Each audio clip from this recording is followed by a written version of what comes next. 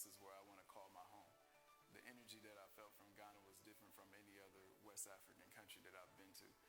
I felt more welcome here. People felt a lot more friendly, and I've seen even just from business connections, things seem to move a lot smoother here. So I'm not going to make up things and say that everything is smooth, but the benefits far outweigh the negatives. As far as competition, there's a lot of room for someone to come in and start a new business or an idea that has not yet surfaced. Have somebody with a business mind. This is an opportunity to fix the problems with businesses to put in place to fix those issues. This is to all the diaspora community all across the world. Ghana is the place for business growth. It's the place to bring your new business here. I'm calling everyone to grow in Ghana and grow with Ghana. Good morning. I'm sure before you ate, you prayed. In order to thank God for the cook and for the farmer and for the ability to come here and for even the ability to eat, it's fair to invite God Almighty again to this discussion so that He would sanctify the food that we have already eaten and also bless the program that we are about to start. My name is Umar Rusanda Amadou. I'm with City FM and City TV, and I want to invite you all and say a big welcome to this program that you have taken time off your schedules to attend this morning. We're coming to have a decent conversation, but before we do, I'm going to invite Seram Amakpa Azasu to give us the opening prayer. Thank you. Let's please welcome her with a round of applause.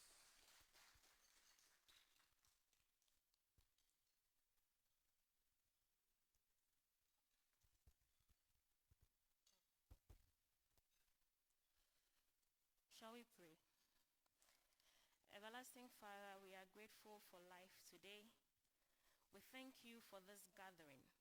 We thank you for partnerships and for collaborations targeted at saving our planet and promoting the SDGs. We pray that your presence will be here, that you will guide and guard, grant wisdom and understanding and counsel, that at the end of the day, we shall give you glory because the results of this meeting will grow our country, Ghana. In Jesus' name, amen. Thank you so much, Seram. Before the year 2000, world leaders gathered and decided that the world has to be developed. So they introduced Millennium Development Goals. They lasted up to 2015 and they expired. World leaders gathered again and decided, let's create another set of goals and to insist that no one is left behind in the developmental agenda.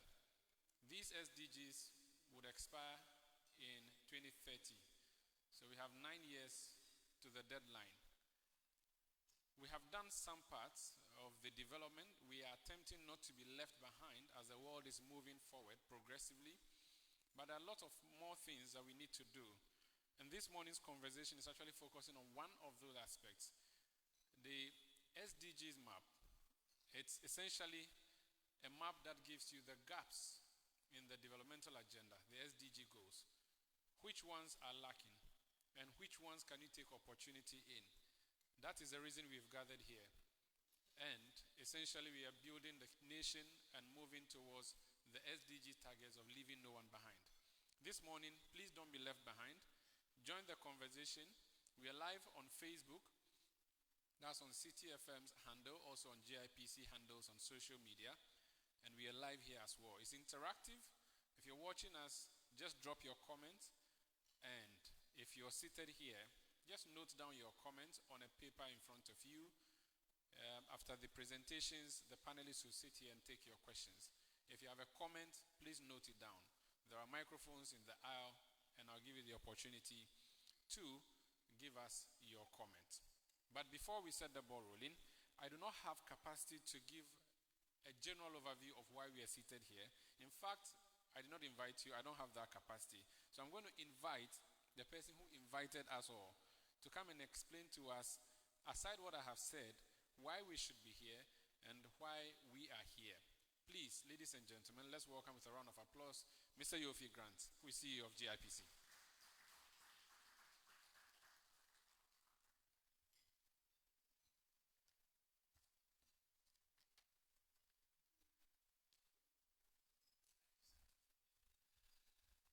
Thank you, Maru, and a very good morning to you all.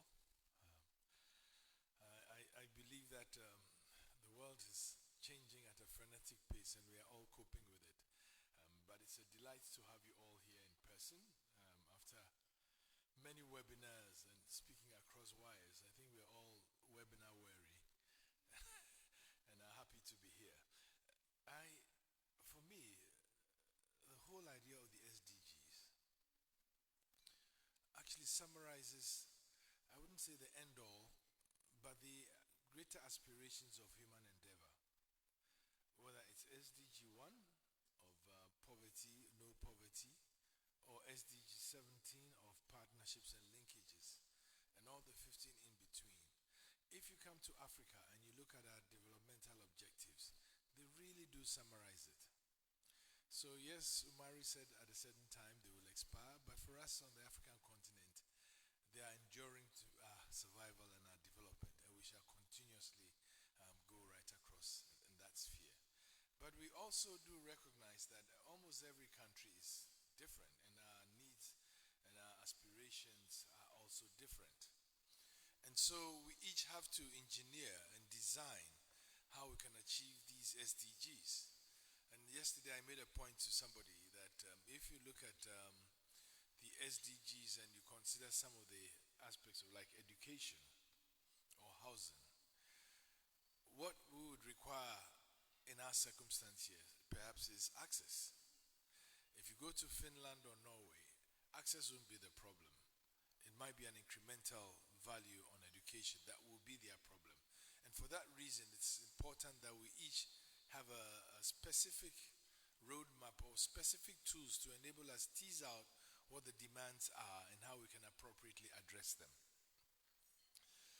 But of course, globally, there's the recognition that a lot needs to go into financing all our roadmaps and all our plans. Indeed, the gap, the financing gap till about 2030 is estimated at $2.5 trillion. That sounds a very big amount. But I can tell you it is not big compared to global resources available for financing. There are indications that there might be some $80 to $90 trillion of cash that will be looking for investment or is looking for investment or can be invested. Out of that, some 20 trillion or so is earning less than 0%. But of course, it also needs to be invested. So the possibility and the potential of raising capital to fund some of these projects are very important and critical. And about 150 nations have adopted developmental plans that embrace the SDGs as goals, despite the fact that we may differ in the way we go about it. The interesting thing, though, is that on the investment front of raising funding through investments to meet these SDGs, UNCTAD estimates that only about half of those 150 nations actually have well-tailored and well-designed plans to be able to attract the relevant capital for SDGs. So for us at GIPC, it's a critical element in our forward planning that we should incorporate ways and in partnership with others the tracks and the routes to being able to attract the relevant capital for us to fund our SDGs. But that then also presumes that the SDGs themselves present viable businesses. That has never been in doubt. If you look at Ghana today, the rate of growth of education institutions in the private sector tells you that there is real demand in that sector. The rate at which people will pay for water, despite the fact that they'll keep complaining that water should be free, tells you that there is still a business case to be made in that. And so there is clarity that the demands do exist. And for us in Ghana, we were probably the first country globally to benchmark the SDGs in our budgetary process.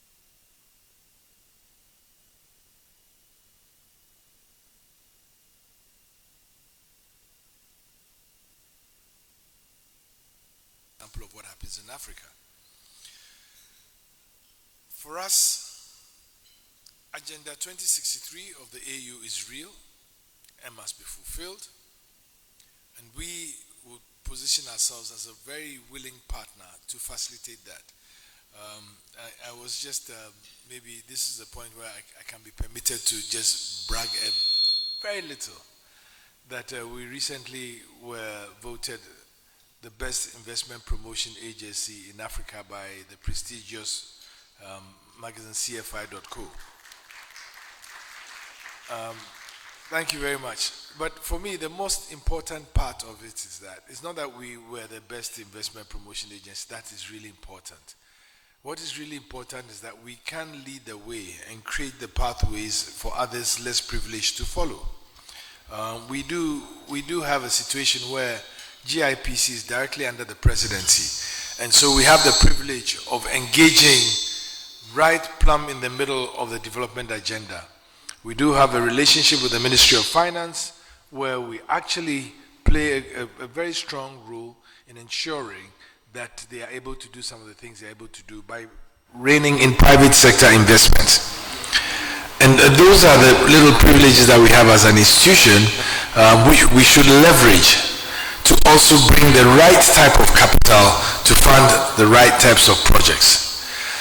We have partnered with the UNDP to come out with the Investor Roadmap tool, which is really a very phenomenal tool that will help investors, especially those in the private sector, navigate the nuances of the investment space. One of the pitfalls that we realized is that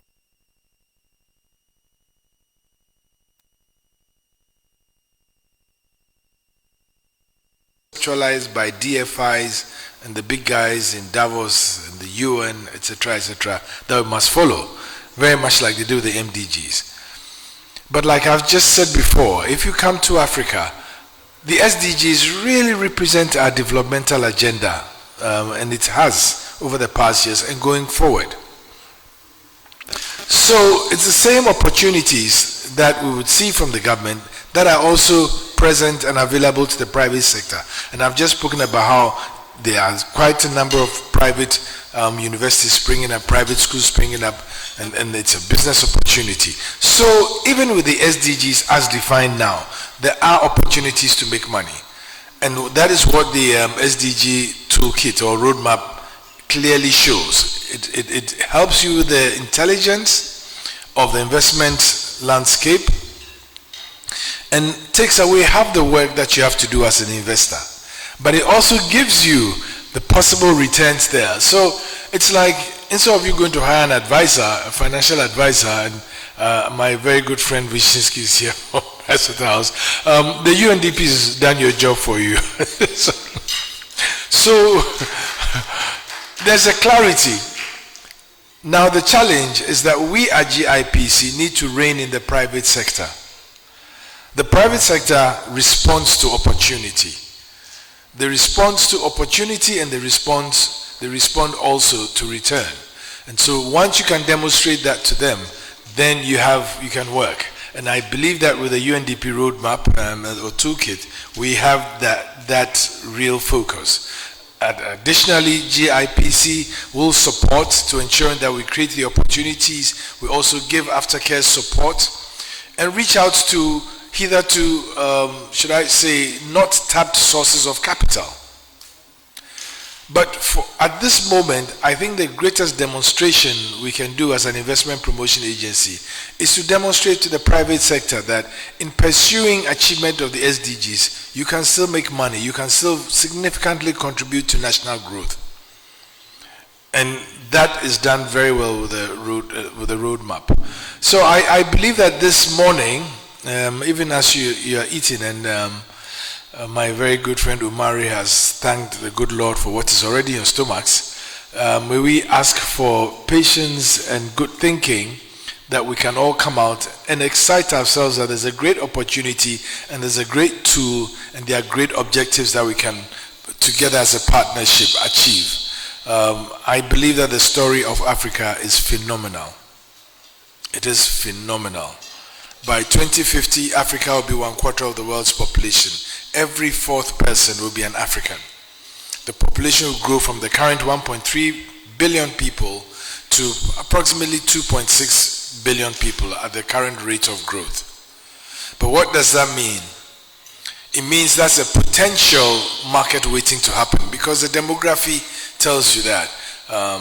If you look at it, even at that point, about 70% of that population will be under the age of 35. That is definitely a consumer market waiting to happen. But it's also a potential source of the world's labor. Now, how can we turn this around and make it significant? If we really endorse the SDGs and internalize them in our business processes and make sure that we can actually achieve them through partnerships, I think these things will happen.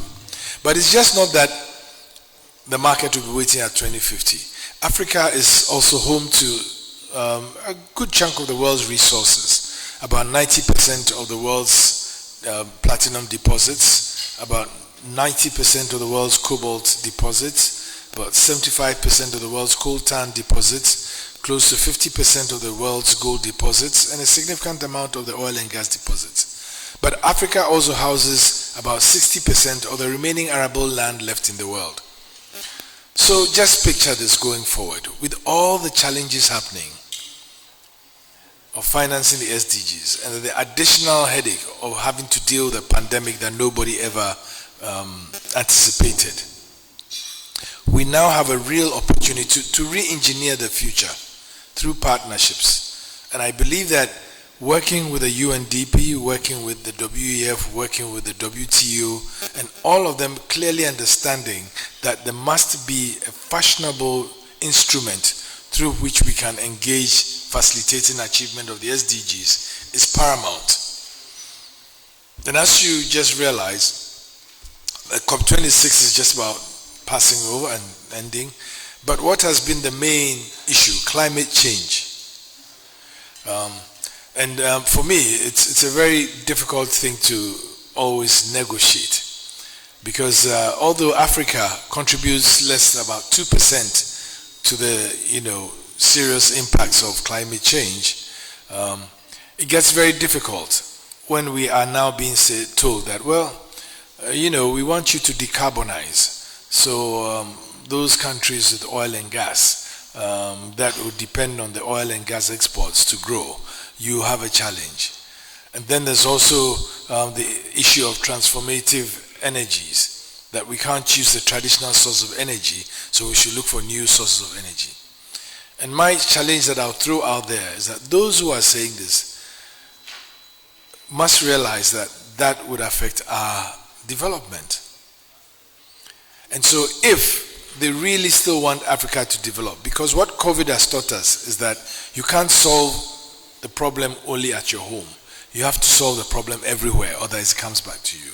If that is recognized, then it means that the world must also recognize that if Africa has to play a bigger role in keeping its natural resources in the ground, then somebody has to pay for the development, or there must be a real case for partnership for development.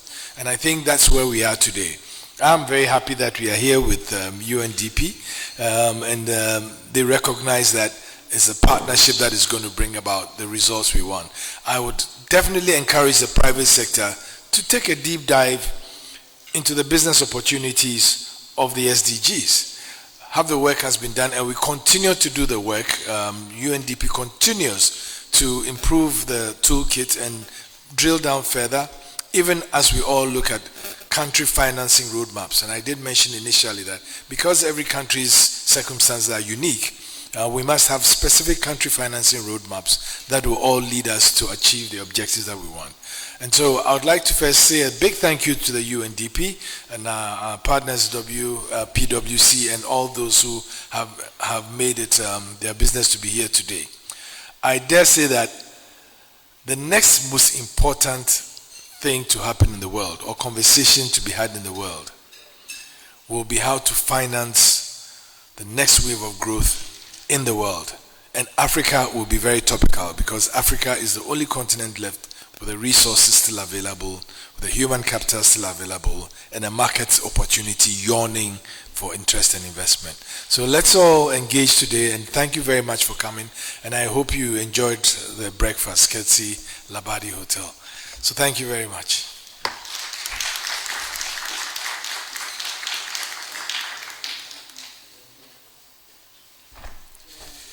Reginald Harry, UFE Grant, CEO GIPC. Thank you so much. I'm sorry, I didn't want to let that out, but something inside me said bring it out. Thank you so much. Thank you. Well, this program is, of course, being organized by GIPC as well as the UNDP. Now, if we talk about the SDGs, implementation, the plan, the UN has a whole development wing. And so we want to look at the role of UNDP in this particular integration plan of the Sustainable Development Goals. And to do that for us, ladies and gentlemen, let's please, with a round of applause, welcome the UNDP resident representative in Ghana, Angela Lusigi. Please.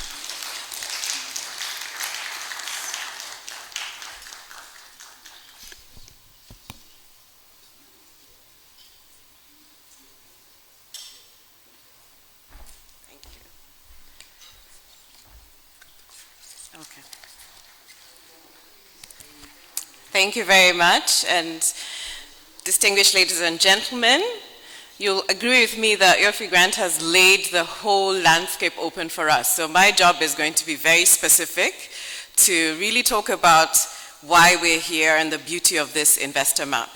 So I stand on the already established protocols. Good morning. I'm delighted to join you for this impact facilitation breakfast that follows the successful launch of the Ghana Sustainable Development Goals Investor Map that happened in March this year. Our interaction today will highlight very important investment opportunity areas that were identified for the health and ICT sectors. There are more sectors, but today we'll just be focusing on health and ICT. As you may already know, this Ghana SDG Investor Map provides market intelligence to potential investors such as yourselves. It translates Ghana's SDG gaps and priorities into investment opportunities and viable business models. By providing data on the expected development impacts, these investor maps translate the development needs highlighted in the SDGs into specific investments and also provide sustainable options for financing the SDGs. For instance, following the map that was launched in March, a pipeline builder tool on the SDGs, which is an intermediary that streamlines investment originations processes to drive capital towards SDG-focused SMEs in emerging markets, has identified a base value of $39 million worth of SME investments in Ghana. And this is just within 6 months of the launch of the map. And there's a potential for an additional $15.5 million, which is quite impressive in just 6 months. So more to come. Our facilitation meeting today, I think, comes at an opportune time as the government, including through the budget process, is seeking to increase investment and financing towards the achievement of national development goals that are aligned to the SDGs, while simultaneously mitigating the negative effects of the COVID-19 pandemic. And you will agree with me, ladies and gentlemen, that the two sectors we're talking about today, ICT and Health, are at the core of a robust recovery from the ongoing impact of COVID-19. It is still with us. So building a more inclusive and resilient health sector will position Ghana to build back stronger and to prepare to withstand future shocks. We applaud the government's ambition and drive to infuse digitalization in all aspects of the economy. This is commendable, as Ghana already has their second highest data penetration rate in sub-Saharan Africa and the fastest growing mobile money market on the continent, as well as a flourishing tech startup scene. ICT is a critical building block for economic recovery from the pandemic and also building resilience towards future shocks. As UNDP in Ghana, our support to development financing takes a holistic ecosystem approach. We're working to leverage district and national planning and financing processes, to strengthen partnerships, to develop policy, and promote innovative financing solutions for integrated COVID-19 recovery plans. We are coordinating multi-stakeholder engagements to support transformational recovery by linking businesses to investment opportunities, as well as integrating insurance and risk financing into the financial architecture. We believe that both public and private capital are integral to SDG financing. And we know that the task to bridge the current SDG financing gap in Ghana is huge. That's about 43 billion a year. But we remain resolute in our quest to support the mobilization of additional financing to support the implementation of the SDGs. In partnership with the National Development Planning Commission, the Ghana Statistical Service, and Ministry of Finance, we have supported 6 metropolitan, municipal, and district assemblies to prepare COVID-19 recovery plans and integrated assembly financing frameworks to help position them to diversify their financing sources and explore innovative ways of financing development. We are also helping to identify specific investment opportunities through SDG Investor Maps for Kumasi Metropolitan Assembly, Ketu South Municipal Assembly, Seshwibi-Aso Municipal Assembly, Sanarigu District Assembly, and Kasina Nankana District Assembly. At UNDP, we are excited about the potential from these streams of work, and we look forward to reporting on the massive impact of the partnership we have forged with GIPC to take this forward. Sharing detailed development intelligence with all stakeholders, such as yourselves, will help to shape the policy and business environment so that we can attract more investment to the priority areas highlighted. This will have a positive impact on lives and help to achieve the SDGs.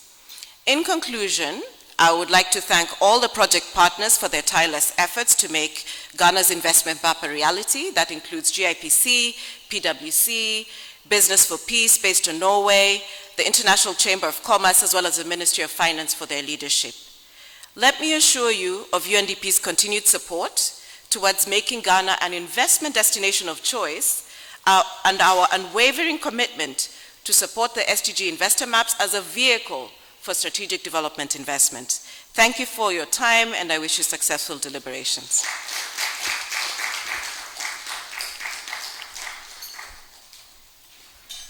Good health and well-being, that's SDG number 3. Clean water and sanitation, SDG number 6. Affordable and clean energy, SDG number 7. Decent work and economic growth, SDG number 8. Responsible consumption and production, SDG number 12. And climate action, SDG number 13. At Alchemy Alternative Energy, these are our guiding principles for business. Alchemy Alternative Energy is a company which was established to deal with the proliferation of waste in the system and also use waste as a form of resource for the benefit of mankind. Here at Alchemy Alternative Energy, our primary raw materials are used ties and plastic sachet bags that are deposited at vantage points that we come from. And we use these raw materials and convert it into residual fuel oil. And the second one we get from it is carbon black. And the third one we get from it is the steel wire from the ties. The residual fuel companies come here to buy it, to use it for their boilers as a form of heating. Companies like Wahom, Steelworks, and that's what they use in their furnaces to heat up their metals to a certain temperature, so that, and our oil has the highest flash point compared to other used oil that they use in town. The oil is also used in road construction, and they have a proportion of the oil that they use in mixing the bitumen before it is turned into a bitumen. The second product is the carbon black, and it has a lot of use. Even though in Ghana here, a lot of people don't know about its use. But one of its uses is that some people use it as an agriculture to enhance the soil, because it prevents water from evaporating, thereby enriching the soil. And in construction too, it is used as a source product in the.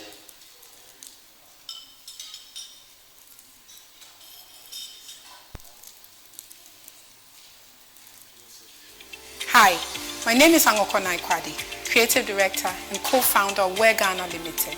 At Where Ghana, our business model conforms to SDG number 5, which is gender equality, and SDG number 8, which is job creation and economic development.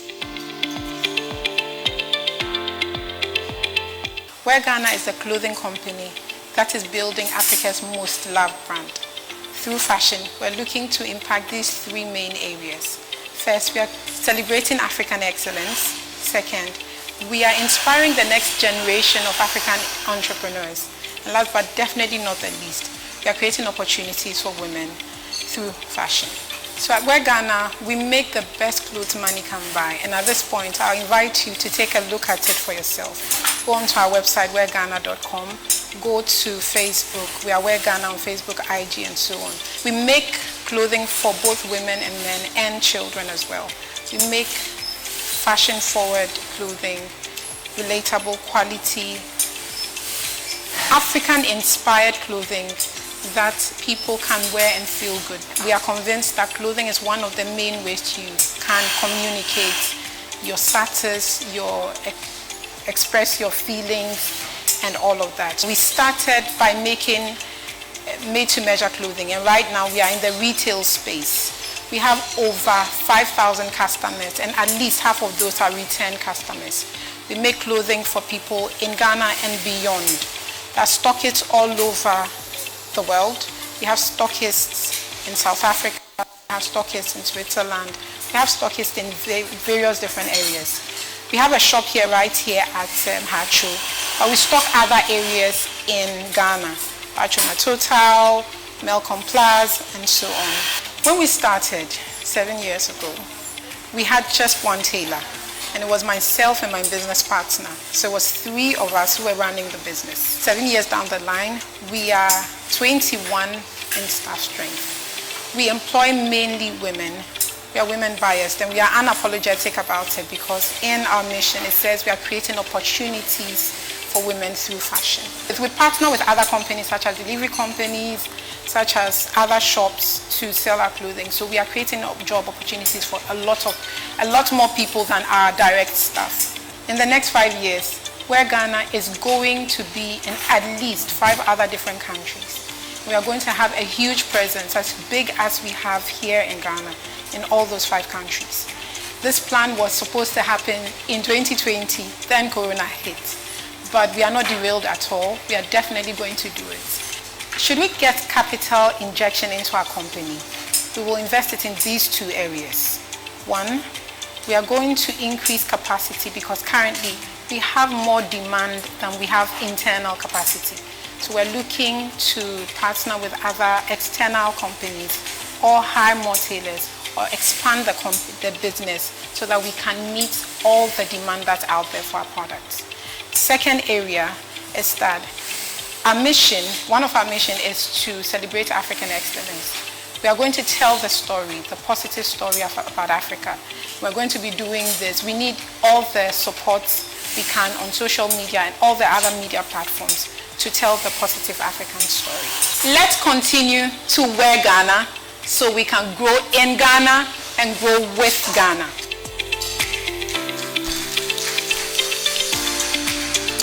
So that's a short message from Where Ghana, and you've heard it there. But if you're still confused and not sure what to do, my next guest or our next guest is going to help us make sense of which of the areas are available and how you can do that. I mean, of the 17 goals, the one that excites me the most, the one I love to work with is the Goal 6, which talks about water, sanitation, and hygiene. You can have your choice too and work towards that. I, as a media practitioner, am involved in Goal 6 in my own way, as a member of the Media Coalition Against Opinification, and also working with other WASH sector persons. But next, I'm going to invite again the UNDP, which is actually spearheading this for us, to give us an idea. So a presentation on the investor maps that have been talked about, investor participation and utilization of the map. So if you're here and you're not really sure how to, this next conversation is going to guide you. Please let's welcome to the podium Udo Etukudo, who is a UNDP economic advisor. Sir.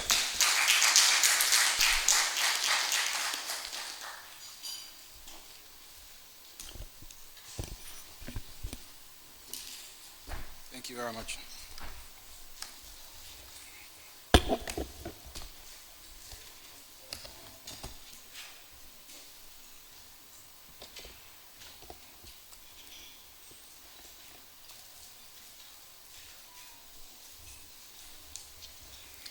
Good morning, and I hope that you're all enjoying your breakfast. Let me first of all say thank you to our guests and our partner, GIPC, and some of the other important partners to UNDP, PwC, and some of the other private sector invitees who are here. What I'm going to do is try and have a conversation around why we are using this SDG tool itself. And as an economist, I cannot help but begin by trying to set the context in which these tools have been designed for. So my presentation will begin around trying to explain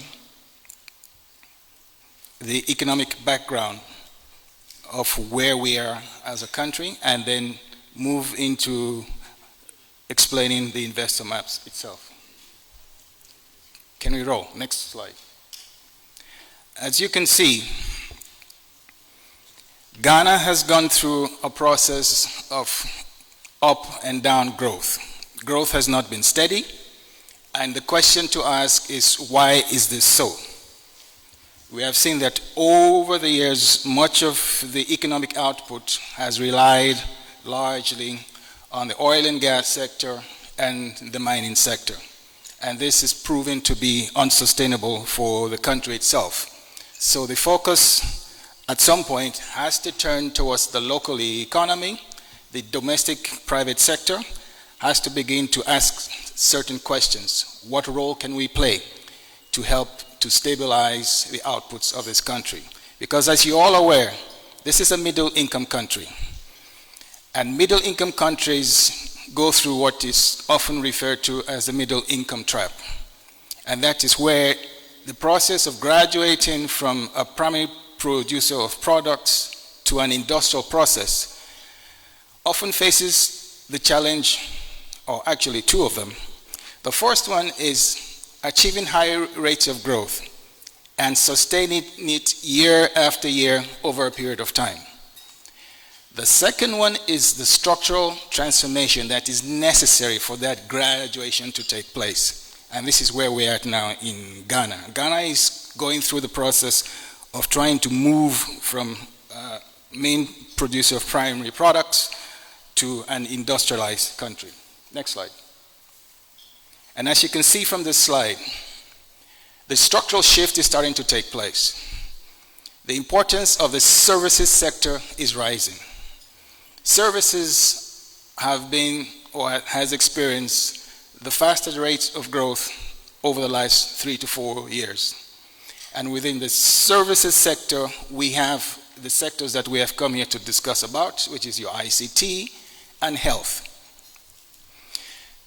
But the question we have to ask, is there sufficient economies of scale in this particular sector to drive the growth of tomorrow?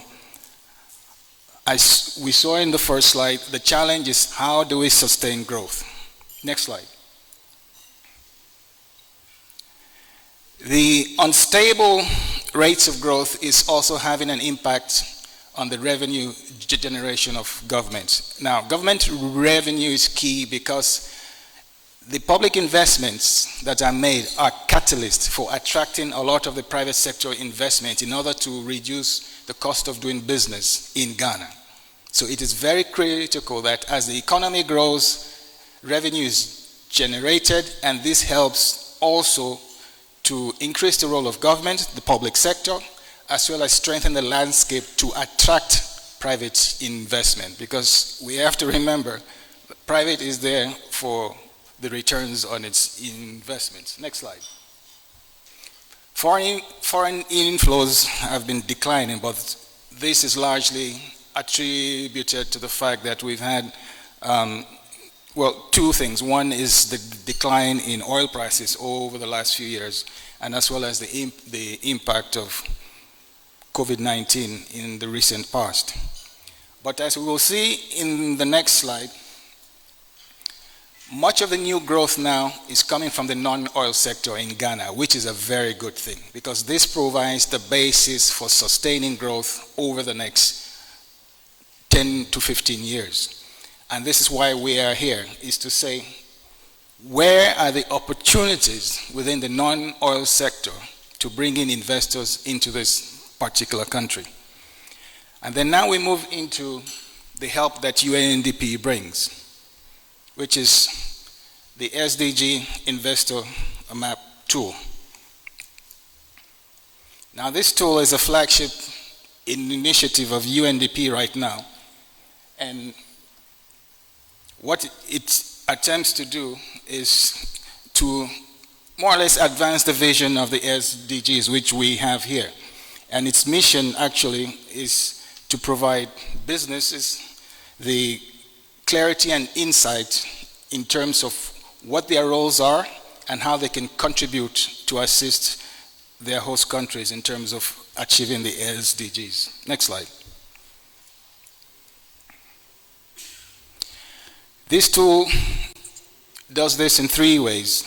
It helps to strengthen the impact as far as the management of resources. It helps also to provide impact where data intelligence is required. And here we have the SDG tools. And through that, there is an interactive platform to where a lot of this data information is stored.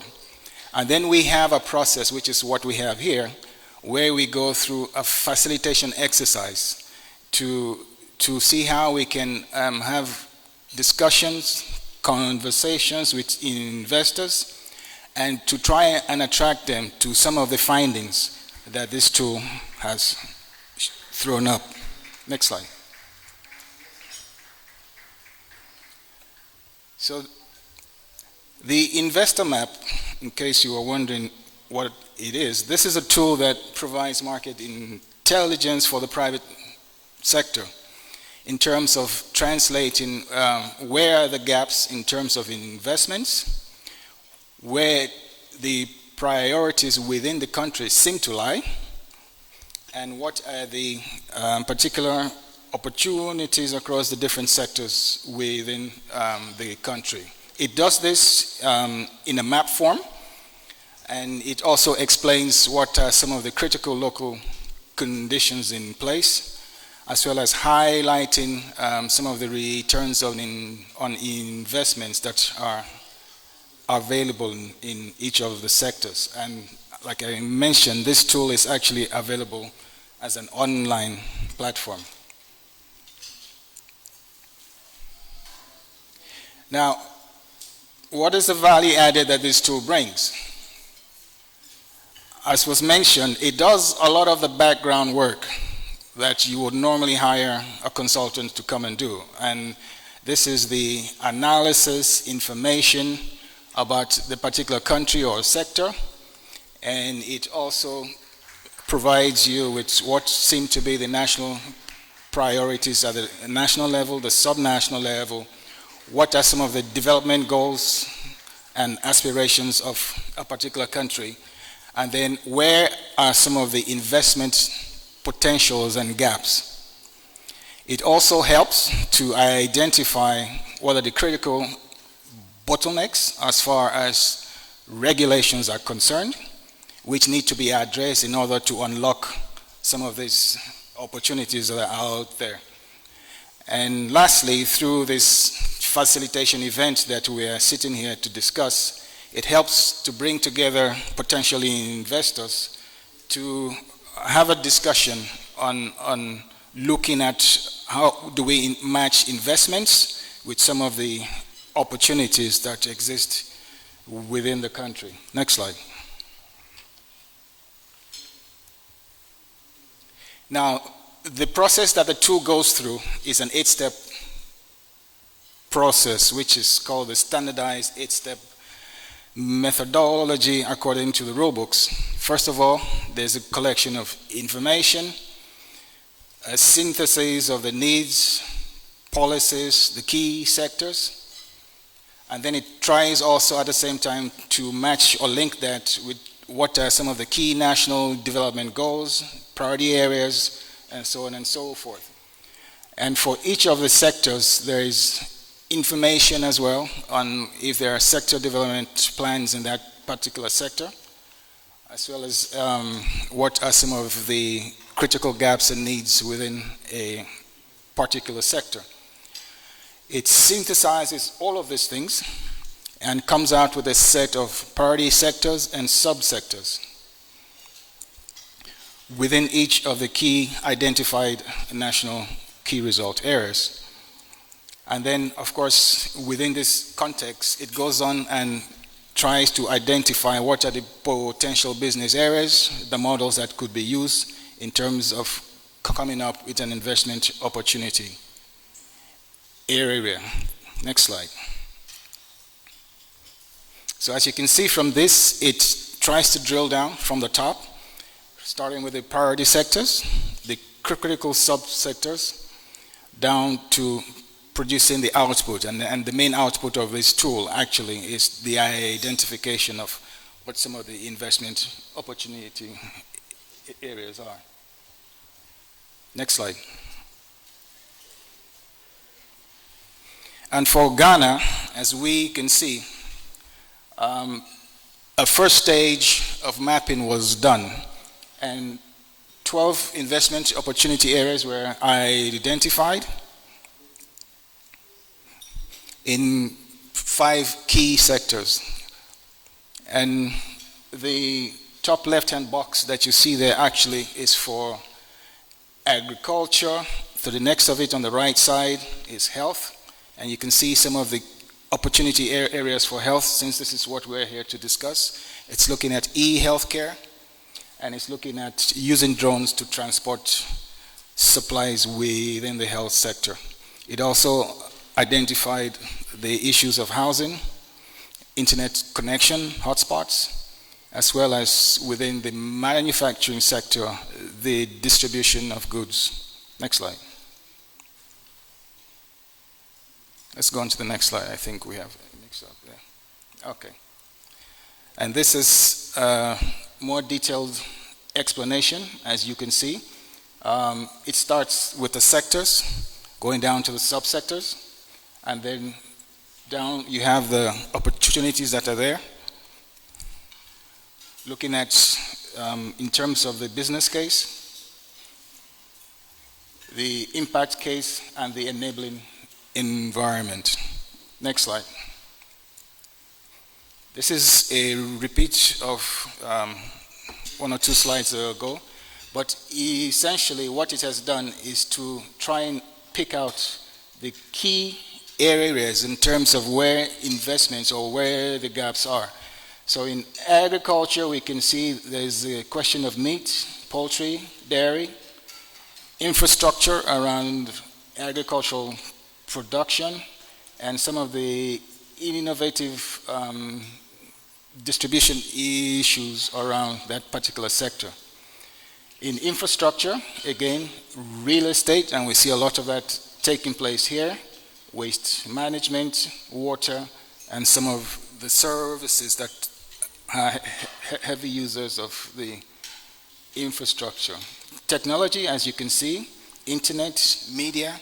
These are some of the major ones. Next slide. And healthcare, this is where we are. So, okay. This spells it out in clear detail. We have the 5 sectors on the far left side. We have the priority sectors within each of the sectors. And then we have the investment areas for each of them. So within agriculture, we have 4 investment opportunities that exist. This ranges from investment in irrigation, fish breeding, storage, and integrated farm operations. In infrastructure is the construction of affordable housing, road construction and maintenance, upscaling of collection and the recycling of electronic waste, and investments in the provision of sanitation. In the area of communication, we have affordable mobile internet hotspots for schools, rural areas, and then within the healthcare sector, our conversation for this morning, the opportunity lies in developing and upscaling systems for digitization of patient health data, inventory, and supplies. The second opportunity area here lies with the use of drone technology. And in a situation like this, where if you look at the geography of Ghana, using drones to provide medical supplies to the northern part of the country actually makes a lot of sense. Then at the bottom is this whole question of consumption. And here it's largely in with the issue of distribution and the marketing of goods, particularly foodstuffs and clothing. Next slide. So within the e-healthcare sector that was identified, the areas of opportunity that have been thrown up lie in Accra, Kumasi, and Tamale. And the need here is largely available due to the fact there is unreliable and fragmented access to healthcare in real time. And so the market size, as far as this particular opportunity is concerned, there are about 4,000 healthcare facilities in Ghana. Outpatient, you have about 28.5 million people around the country. Inpatient admissions, 1.5. So there's quite a large demand there for healthcare. And for private investors, the most important information here is the fact that you can get a return of between 23 and 27% on your investments. And you can make this return in a very short time, within 3 to 5 years. I'm sure that's very good news for potential investors. Next slide. In terms of drones transportation, opportunity lies in the northern region of the country, like I mentioned, because as we all know, it's not a well-serviced part of the country right now. The upper east, the upper west, and central. And here, again, there are 998 clinics dotted around the country. There are about 140 district hospitals, about 1,000 health centers, 347 hospitals, and polyclinics, which act as a demand for this type of investment. Now, the returns on investment in this particular sector is also quite strong. You're looking here at a margin of between 20 to 30% on investments that you make, and a small investment of around $90,000 a month will set you off quite well. Next slide. With regard to internet media, key opportunity areas within the country lie again in the rural areas of the country. And here we have our Upper West, Savannah areas, Bono East, Ashanti, and Eastern region. And here we have a demand of about 4.5 million people who have not yet been connected to internet within the country. And we have total 4G subscription of about 1.6 million people. So there's also high demand there in this particular area. And for private sector investors, again, your return to investment is also quite strong. It lies between 18 and 22% in terms of the investments that you make, and your returns will be gotten back within a very short period of time in the medium to long term, which is about 5 to 8 years. Next slide.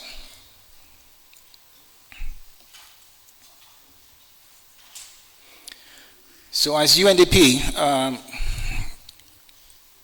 the way that we disseminate information of this sort is to work with our partners to have a facilitation event of this sort where we can have a discussion, come up with new ideas on how we can begin to move forward in terms of addressing some of the gaps, the challenges that lie in the particular sectors, how we can connect to new players, how we can forge new partnerships, and using the Investor Map tool as a very useful resource as far as trying to play an important role.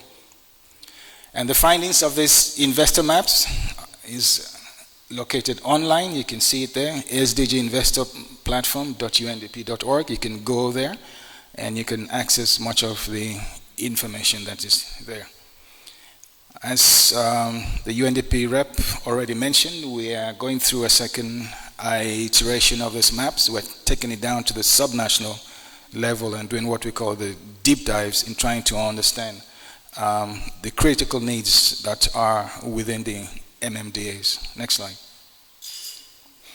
So with this, I say thank you. Let's have a very helpful and useful conversation in terms of how do we begin to help Ghana to move forward? How do we begin to help Ghana to transform itself? And as you can see, one of the new areas driving growth in Ghana right now is the service sector. So let us look at this and see how we can have a critical mass of investors in that sector to make a real big push and have sustainable development and transformative change in Ghana. I thank you very much. Hello, my name is Irama, and here at Rama Freak and Rama Plus, we subscribe to the SDG goals. We strongly support SDG number 5, which is gender equality, SDG number 6, which is clean water and sanitation, SDG number 8, which has to do with creation of good jobs and economic growth, SDG number 13, which also deals with climate action, SDG number 14, which deals with the preservation of life below water, and SDG number 15, which deals with the preservation and protection of life on land.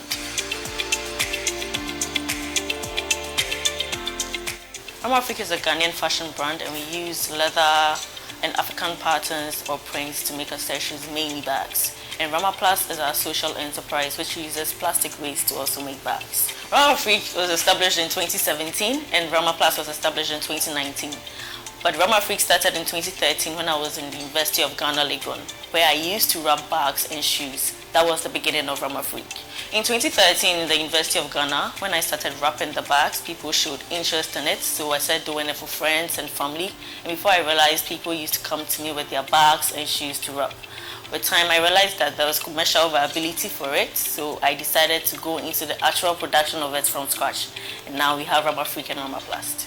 Rama Freak has a variety of products ranging from the laptop bags to clutches to pouches to backpacks to corporate souvenirs, bag souvenirs to be precise, or leather souvenirs. So currently we work with corporate brands. We've worked with GIZ, we've worked with Atomic Energy, we've worked with Cocoa Board, we've worked with oil tanking.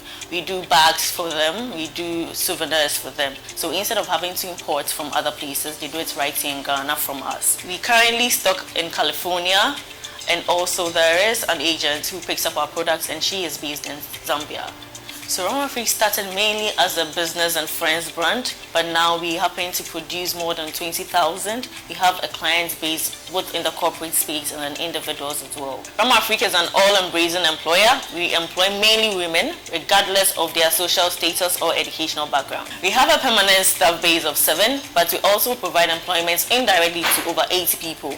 This ranges from the dispatch riders who deliver our products, to the people we buy the leather from, to the people who deliver the plastic waste to us, those who wash it, those who actually do the finishing of the bags, amongst others. While Rama Plus transforms plastic waste into essentials, Rama Freak says, be your own African.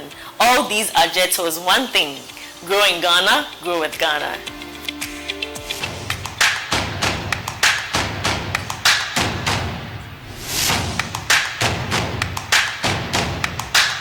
Dampon started around 1989, and when my mother had stroke, I came to Ghana looking for medicine called digoxin, which is really to treat. It helped the heart to contract. The whole around 89, I looked around everywhere, I couldn't find the medicine.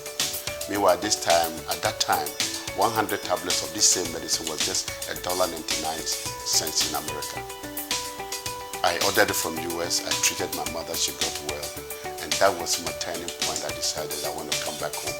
At that time, I was a clinical pharmacist working for US Army in 1989 till 91. 91, I came back to Ghana to take the pharmacy exams in Ghana, and when I passed, I went back to US and packed my things and moved back to Ghana in 1992. When I came, I started Dampon from Kumasi. 92, I came around to Accra, looking around to find a place to open up a pharmacy. Then I went to Nungua and I saw a landfill which was just full of garbage. I asked who owned the land. They showed me the owner. I went to see her that I want to get the place. I mean, not thinking about just buying it. At that time, I just took the place, excavated all the garbage, and opened up and built up stores there. And I took 2 of the shops to start my pharmacy in Accra. This is around 1992 July. So Dampon basically has been serving this whole Nungua community since 1992. And everybody who have lived in the neighborhood of Dampon knows what the company stands for. I mean, from that time, from 1992 until 1999, that I found a land on Spinters Road. When I came to Spinters, there was nothing here. In fact, it was bush. But we came here and we started Dampon where we are now. And gradually, we have served also all the people in the Bachon area. This was the first pharmacy on the Spinters Road. Dampon has had dramatic impacts in the Ghanaian economy right from 89 till now. And the reason, not only just the communities we serve, you will find Dampon pharmacy in almost across all the 10 regions that I said before they added the 6 regions. Dampon is in every region. Now we employ about 13 pharmacists that work in there. So in terms of job creation, we now employ 325 people. You know, along the line, we added Dan Adams Pharmaceutical, which 2005 was commissioned by His Excellency J. Kufuor. Basically, that company, part of the Dampon group, was established just to produce generic antiretrovirals. And looking at the days in around 2005, there was really scarcity of antiretrovirals to treat our HIV patients. So Dampon became a pillar in terms of our community, making local antiretrovirals to serve Ghanaians who had HIV. And from that time, we were supplying about 50,000 patients, even not only in Ghana, but supplying 6 countries in the ECOWAS region. We moved from pharmacy, we added medical lab, we added clinic. So now we have 30-bed hospital. For corporate social responsibility, there's so much that we do. We visit schools in this community to do medical screening, dental screening.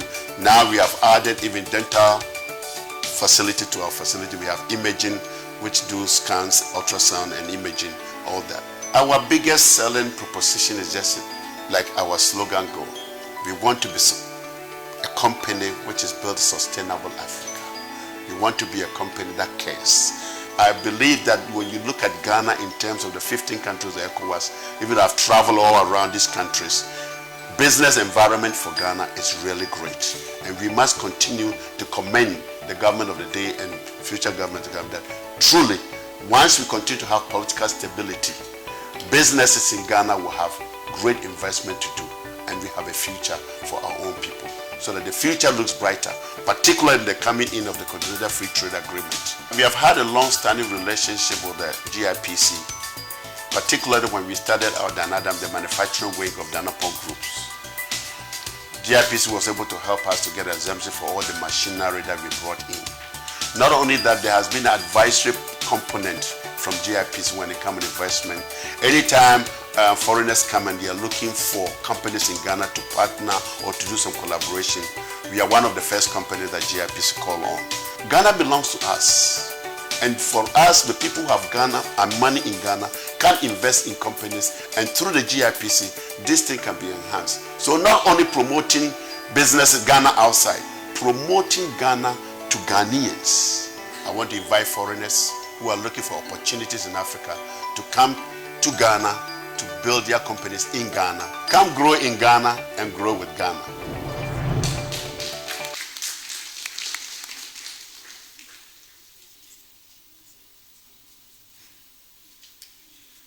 Indeed, and that's it. If you're an investor, I'm sure you're pretty much aware now which areas are vacant, quote and unquote, as has been explained to us, and how you can do that. And GIPC is ready to support you, like the CEO of Dan Adams has just said to us there. Thank you so much, previous presenter. Next, we are going to have a presentation by PwC, and this has to do with private sector perspective on retailing Ghana's investment potential in the health and ICT sector. Ladies and gentlemen, please help welcome with a round of applause Vish Ashagbo, who is country's senior partner, PwC.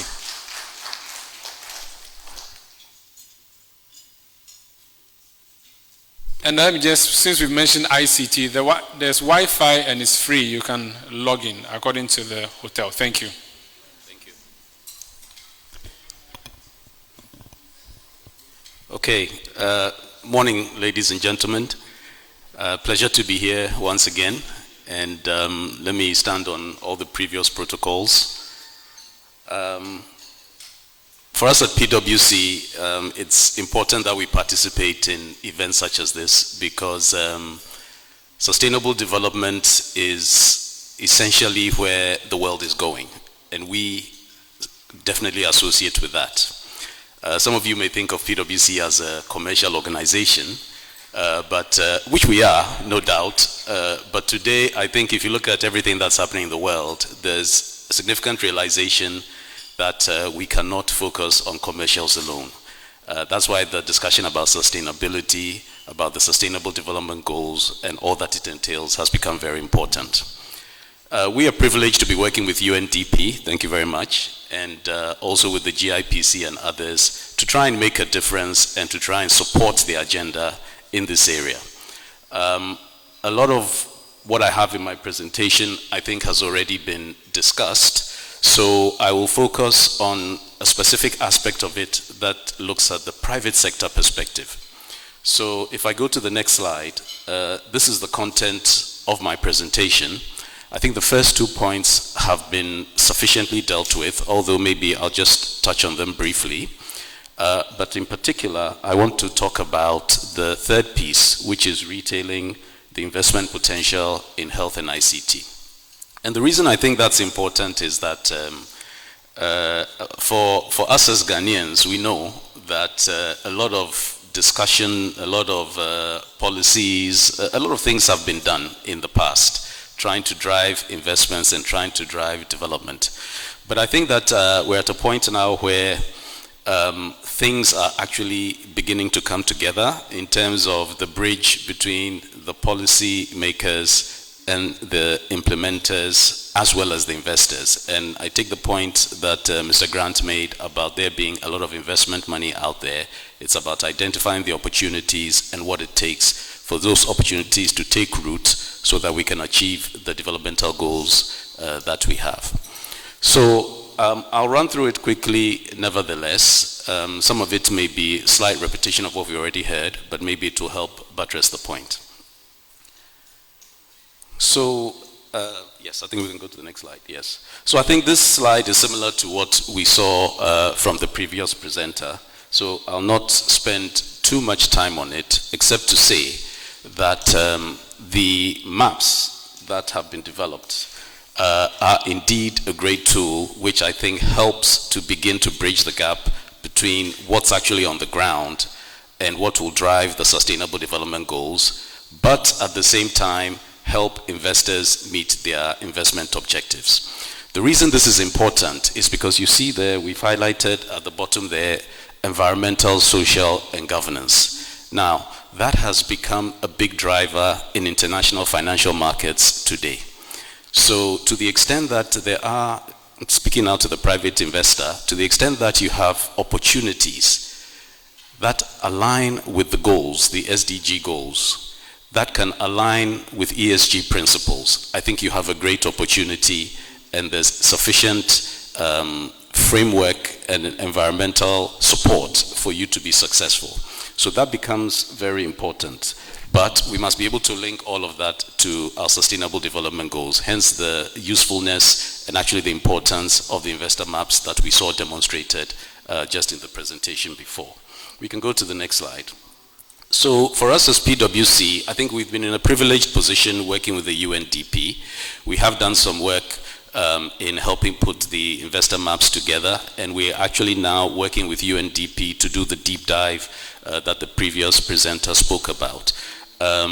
Again, when we talk about investors, traditionally in Ghana, when we talk about investors, we think about large-scale investment, which is okay, but a lot of the investment can also come from ourselves. We heard about domestic investment earlier.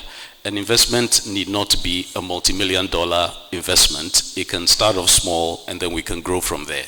So part of the objective of what we're doing now is to try and get as granular as possible to identify those specific investment opportunities which we can align directly to the SDG goals, because all of that then helps facilitate the investment. It fits into the policy framework, it fits into the support framework that's available for the investor to be successful, for the economy to benefit, and for all of us as citizens to make progress economically and socially.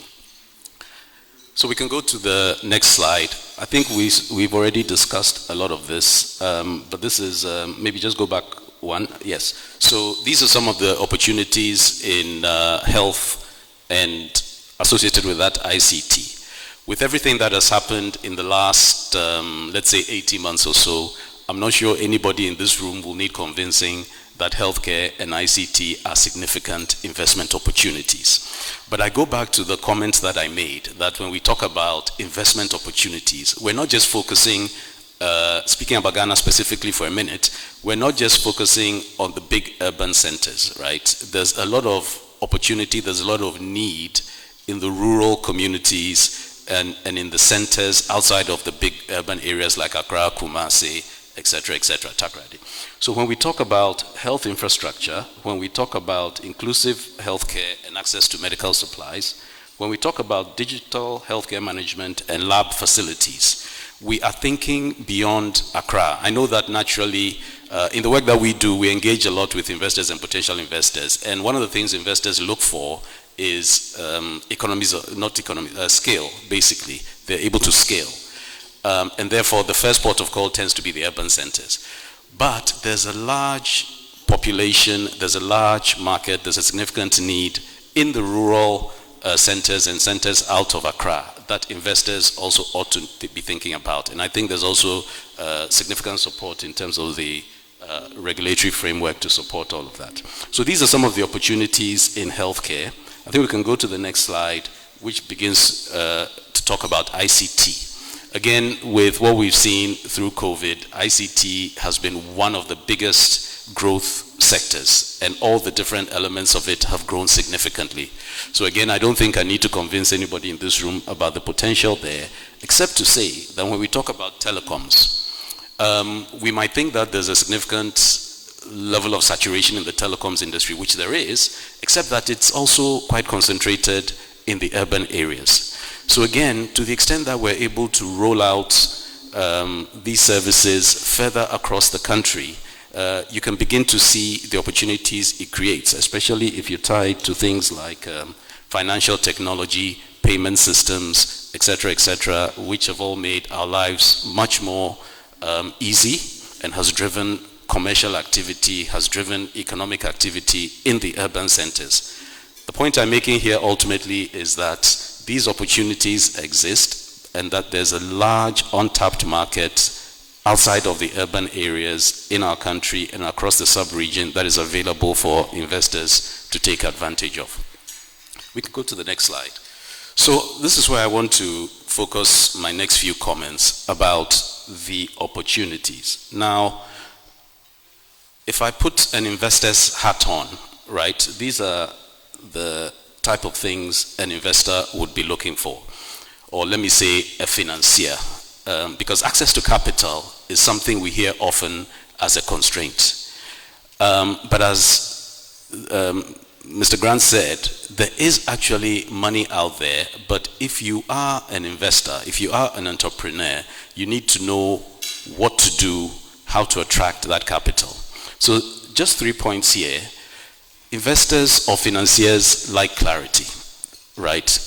Yes, they are risk takers, but they want to be sure that there is clarity around the objectives of the business, what is being done, what are we trying to achieve, how are we trying to achieve it, and what is the ultimate goal, the SDG goals, for example. So what are the initiatives we're undertaking? How do we report what we've done and what impact we have had? There's a lot of what we call impact investors out there with significant funds. And to the extent that they can see that the opportunity or the investment you're trying to drive can be measured and has a direct impact to the SDG goals, for example, then I think you have a good conversation that can lead to an investment opportunity. Financial returns. Investors are still investors, right? So I've spoken about ESG principles and all of that, development and all of that, but investors are still investors. Nobody is out there to give money out for free. Fortunately, a lot of these sectors that have been identified, and particularly in ICT and health, you do not need to worry yourself too much about whether there will be tangible financial returns or not, because they are clearly there. It's just a question of how you go about attracting those returns and putting yourself and putting your business on a sustainable footing so that those returns can be achieved over a reasonable length of time, so that you don't have like a one-off and then you dip off, which investors don't like. So in basic terms, these are some of the things financiers, stroke investors, providers of capital are looking to understand. And they're not too complicated. Once you know what they are looking for, you can put yourself in a position to deliver the information or the objectives that they're also trying to achieve. In terms of the environment, so investment opportunities are there, but as I said, investors are always investors. So they're looking for what is going to make this investment viable, what is going to make this investment interesting for us.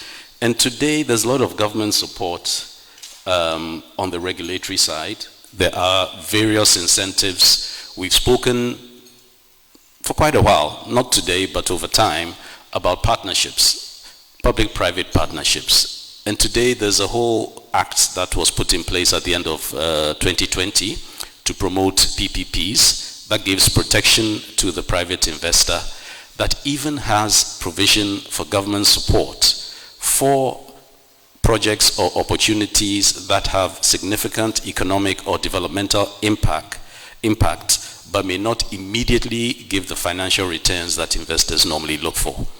So there's different ways that these investment opportunities can be packaged to make them successful. Ultimately, what I'm saying is that the enable environment today is there. It has taken some time, but we're at a point where I believe that things are coming together and that we can leverage all of this to again drive towards the SDG goals. Private sector, obviously they're looking for scale, they're looking for opportunities. To be honest, private sector, I would respectfully say that we don't need to worry too much, because what they are looking for is pretty straightforward. We know what they are looking for, provided we're able to present those opportunities to them, and provided the environment is right, they will come. So private sector is looking for opportunities of scale. But those opportunities of scale are there. So if you look in Ghana, for example, as I said, if you're able to look slightly beyond the urban areas, you'll see a large untapped market and untapped population that presents significant opportunity, specifically today, ICT and health, but also for all the other sectors that I guess will be discussed in due course. I think I've basically touched on pretty much all of this. So policy and regulatory environment, I think today it is there. Of course, depending on where specifically you're looking to invest and which part of the value chain you're investing in. So for example, if you take healthcare, whether you're investing in primary healthcare, whether you're investing in, I don't know, maybe the diagnostic aspect, there may be different areas you have to look at. But in terms of the policy and the regulation, the infrastructure, the enable environment, if I can summarize it that way, I believe that those things are now in place that can encourage investment. Financial incentives, again, depending on which sector or which part of the sector, which part of the country you want to operate in, there's quite a number of things one could look at. I'm speaking here in general terms because there isn't a one-size-fits-all. It really depends on where your interest is and also which area or which part of the country you're looking at in terms of whether it's urban or rural. But my encouragement obviously is for you to go beyond the urban areas where the market is wider and quite untapped and therefore presents a lot of opportunity. For the returns, I think that as we saw from the demonstration on the maps, the returns are there. The returns are not a given because in business there are always risks. But to the extent that the data provided by the maps, data that you can put together from your own research and from other sources are being used properly, we do in fact believe that those returns will come. They don't have to be on a large scale like we've said. Some of the videos we saw just now, you could see that these were small businesses that have grown into big businesses today. Others are still on the growth trajectory. So they don't have to be huge investments, but they are a starting point. And if nurtured and managed properly, they will definitely drive us closer to the sustainable development goals. I think this is my last slide. If you can go on to the next one. Yeah, just to be sure. So my summary basically is to say that the SDG goals we can all subscribe to. At least I hope everybody here in this room understands how these goals are directly relevant to each of us, whether from a personal point of view, from a corporate point of view, or from a community point of view. I think it's pretty clear. There is a very good alignment between these goals and what business seeks to achieve, because obviously business is a long-term venture. So in that regard, investors today are thinking about these goals and how opportunities that are out there align with these goals. Policy framework is there. The returns are available. Indeed, there are risks, but I think those risks can be navigated. And so I'd like to summarize just by saying that perhaps let's engage, let's have more conversations. It's not a one-size-fits-all, so I've been a little bit high level in my remarks, but we can go into a bit more detail offline if anybody's interested. So with those few words, I'd like to thank you for your attention, and I look forward to the dialogue in the course of the morning. Thank you very much.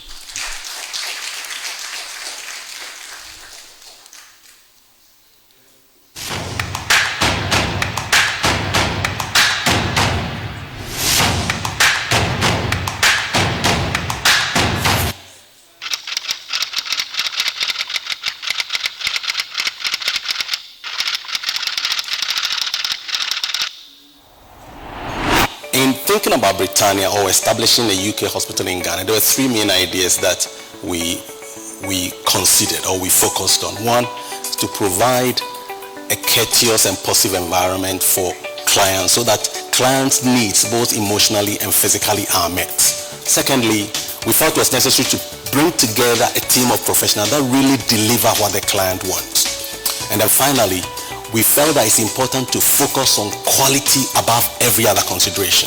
We don't use junior doctors in this hospital. Every person here is of middle expertise or very senior expertise so that the quality is assured. I had worked in the UK and in the Middle East for 25 years, but I'd always had a vision to come back home one day and deliver some care at home.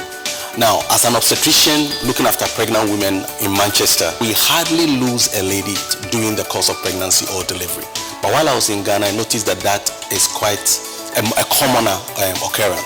So I knew that somehow some of the things I've learned back in the West, I need to bring it back home. So Britannia actually started in 2020, January. That's when we basically open our doors to clients. We're still in the growth phase. Thankfully, we're starting to get noticed, and we're starting to get a lot of corporate clients coming to talk to us. We provide specialty services in pediatrics, obstetrics, internal medicine, general surgery, urology. We're just about to start dental and eye services. We do quite a few surgeries here. I myself am a gynecologist, so we do quite a bit of gynecological surgery. Our main objective is really to set up a teaching hospital, a respectable teaching hospital here in Ghana. That is of Western standard. Currently we're a 33-bed capacity establishment. The plan really is to build a 4-story ward in the next few years, a surgical block, an IVF and cancer service, doctors' flats and nurses' flats. Currently we employ about 20 staff. That is just our full-time staff. We have about a similar number that are doing part-time nurses and midwives that come and help us, and also some doctors as well. The thing that makes people come here all the time is our focus on client services. We are here to wow the client. And the other thing that we focus on a lot is quality. I knew that with the government digital agenda, it's going to open up the digital space and allow businesses that run with technology to flourish. And I thought that that was the opportunity that I needed. So Ginger is basically a section of the service that we do where in a situation where a patient is unable to come into the building or have a relative who he wants us to see but cannot come in physically, they make requests on an online platform and we go home to deliver it. And it takes all kinds of forms. Somebody may be sort of in a corporate office, not feeling very well and doesn't really have the time to come out. We will go out to deliver the service to them either at home or in the office. Currently we have about 50 doctors. We have about 35 in Accra, 15 in Kumasi, and then a few in Takrady. Now we have a team of nurses, and then a team of pharmacists, and then a team of laboratory medical scientists as well. So this is the team that handles the Ginger request that comes. So we have clients from the US who have parents at home that ask us to go and look after their parents at home. We have folks that live in Accra and have their parents in Koforidia, in Kumasi, that again will ask us to go and see their parents at home. And we send nurses and doctors, sometimes specialists, to go and visit them at home. That really provides convenience for people so that they can focus on their productive work that they are doing. And it generally just engenders better access and convenience for the Ghanaian citizen. When a request comes, we process it at the call center. We get to the client, take details, and based on the special request that comes, we make arrangements for services to be provided. It's basically general consultations, specialist consultations, physiotherapy, medication delivery, laboratory requests, COVID test, traveling test, and then general medical checkup. Once we are fully registered with GIPC, if we need to bring in equipment and other working tools for the hospital, we do get exemptions. So the registration process is something that is important to us, and we are keen to complete it to benefit from these exemptions that the GIPC provide. We're going to bring in quite a few experts to provide different kinds of technical care. And for that, again, we know that GIPC also provides some assistance. So after being out of the country for 25 years, practicing medicine, I'm back in the country, and we've set up Britannia Medical Center to grow and provide care in Ghana. Our plan is to grow in Ghana and to grow with Ghana.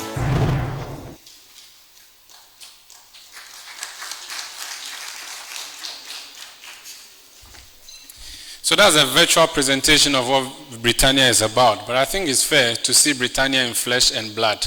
I'm going to invite to the stage now the CEO of Britannia, the producers of Gingerly App, Dr. Apia Sechi, to speak to us on opportunities for digital health and well-being for all applying digital technology. Sir, you're welcome.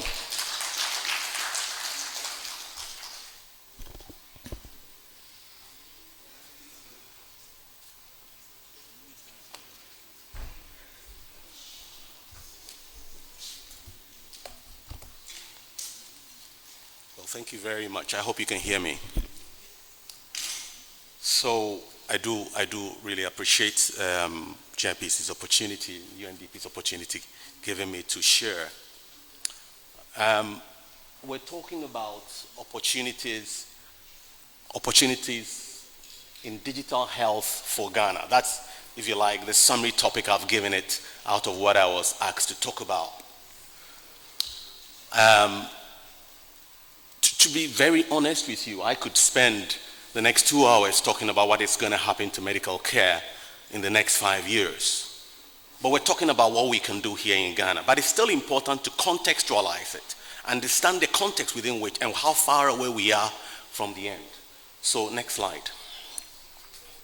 So the 10 movers that will completely change the way medical care is delivered are the following. There are 10 big, significant, mostly technological movers that will change the way medical care is delivered. Now, my daughter is in medical school, and I tell her that, when I'm retired and resting at home, the kind of medical care you guys are going to be providing is going to be very, very different from the medical practice I was involved in my work life. What are these 10 movers? And then you can assess for yourself where Ghana is in terms of all of this. Next slide, please. So these are the 10 movers. Health sciences and telehealth, or what we call telemedicine, direct consumer genetic testing, artificial intelligence, 5G, surgical and medical robotics, 3D printing, mixed reality, quantum computing, brain-computer interfaces, and nanotechnology. Now, in the next 15 years, these are going to be mainstream. But what I'm saying is that here in Ghana, we're not touching on a lot of this at all. But we are in a good place because we have already a platform that has been set up by us that can allow us to advance this probably quicker than some of our colleagues and our neighbors in the neighborhood.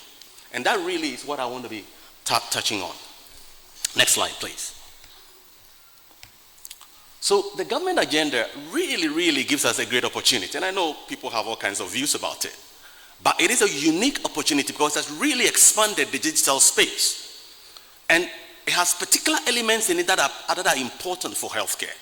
The national ID card, the digital property addressing system, the online payment and cash light economy that is being created, the current government's plan to roll out electronic medical record, what we call electronic health records, across the country. Now that is happening both in the public sector and in the private sector. And I'm going to tell you a little bit what we are doing. Now all of this is happening concurrently with an upsurge of software skill development in young graduates in Ghana. Let me repeat this. All of the government agenda is happening with a huge interest in software skill development among young people in Ghana. And that must be a wonderful combination. Now, as I said, a lot of, next slide please. A lot of what I talked about is not available in Ghana. Before I worked in the UK, but I also worked in the Middle East. And when I went to the Middle East in 2013, 2014, as an obstetrician there, I was talking to my colleagues about the fact that we need to learn how to introduce telemedicine in the way we look after pregnant women. If you know anything about obstetrics, you really have to feel the woman's tummy and feel how the baby is doing to make any assessment. So when I started talking like this, people wondered what I'm talking about. But 7 years down the line with the breakout of COVID, we were seeing as obstetricians, people that look after pregnant women, we were seeing 70 to 85% of our pregnant women using telemedicine. They were not coming into the hospital. We're using the telemedicine to triage them into who really needs to see us and who doesn't. And we still provided, with these new technologies, very, very good quality care for our clients. What is telehealth or what is telemedicine? It's the use of communication technology to deliver health services to patients without the need for the patient and the doctor to be in one physical space. It's basically the use of video conferencing and other associated software technology to provide health care. I was reading an article recently that had the title, The Future of Telehealth Remains Positive. And that the person was really referring to what is happening as the COVID is waning. Now, of course, there's some things that we have learned with COVID that is definitely not going to go away, and one of them is the vast use of telehealth. As I came out of the UK in 2012, 2013, there was a company that had come on stream called Babylon. It was a telemedicine company that was providing GP services for those who didn't want to go to the GP. Now, this company has now morphed into a very, very powerful organization in the UK, where it now partners with government to provide psychiatric and hard-to-access services within the country. The point I'm making is this, that telemedicine is something of the future, and it forms one of the 10 things I said is going to happen in medical care. The CDC says that over the time that COVID was at its height, the use of telemedicine spiked by 154%. And they make a prediction that in the next 5 years, the market for this service is going to be 397 billion in the next 5 years. Now, this is a huge market. Now, why would interest in telemedicine grow so significantly? The answer is very simple. You have to just look at our roads. My hospital to my house is 8 kilometers. It takes me 2 hours to get to my workplace. Now, why would it therefore not be appealing to somebody to be able to speak to their doctor or health provider by a more convenient means? I must say that while telemedicine is something that is beginning to take root in this country, let me take this opportunity to say that we really need to optimize internet services to fully benefit from this service. Next slide, please. Now, if we're able to do this very well, it has so many benefits for the country, for private business, and others. In Botswana, they don't have enough doctors to send, skin specialists, ENT specialists across the country. So they keep them in the city. And what do? They use telemedicine to provide these services across the country. So if you want to see, a dermatologist in Botswana, you can't physically see one, but you definitely will get the access available to you from the few specialists that are in the city. And it works extremely well. So that only the very, very important one that needs to see somebody physically need to do so. And that goes across to several specialties, radiology, ENT. Now, I do something we call fetal medicine, where we scan babies for abnormalities. These services are not that common to find. So it is important that we have a way of sharing the services from one location across the country. Now, the government investment and private and public partnership investment in these technologies will allow skill utilization across considerable distances. Investment in rural telephony, and I know the government is doing something in this area, will also help, because it will actually allow growth in telehealth services in these areas, improve access to skilled workforce, and allow for better health.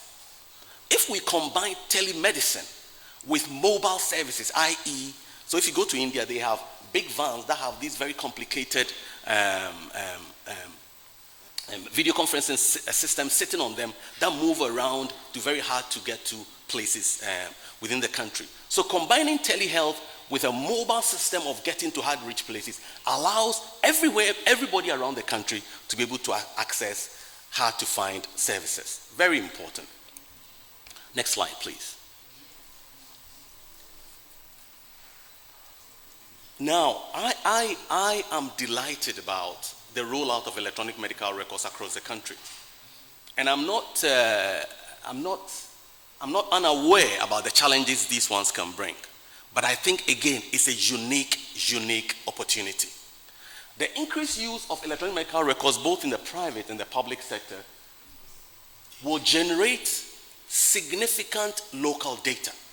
Now, most of us know that big data is said to be the oil of the future. Ability to have big data that you can access is significant to any country. With the rollout of the electronic medical records in Ghana, we will be a step higher than a lot of our neighbors in our ability to collect accurate data about what is really happening to the health of our populace. Now, when we get that data, what then do we do with it? That is really, really important.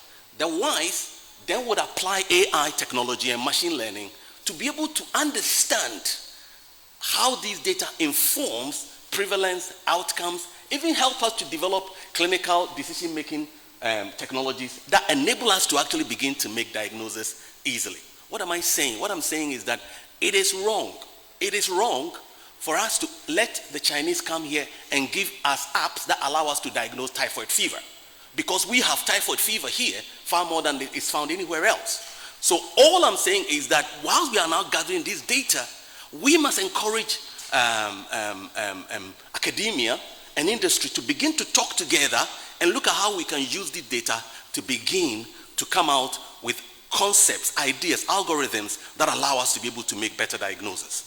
2 days ago, we had a meeting with UMAT, University of Mines and Technology, because they are trying to have a relationship with us where we look at AI specifically and some of the data we collect. It's important to us as industry. It's important to them for the learning of their students. But altogether, we'll be able to now come out with ways by which we can service our clients better. Think about Facebook without AI technology. Think about Instagram without AI technology. It will be really a mundane product to have. So we need, as we're talking about electronic medical record, to think about how we use AI effectively for the benefit of our communities. Now we know that China decided as a policy direction to lead in the AI technology, and it's over the years it's left everybody in the dust. Now Ghana must do the same for Africa and the sub-region. And you think that is ambitious. It is not. It is not. We just have to make that decision and focus on it. Now, improvement in electronic medical record systems in Ghana is a big deal. I mean, so if you look to your right, that is our electronic medical record system. We call it Yarisa, in Chi, Yarisa, okay? But we developed this ourselves in-house, and it's a powerful tool.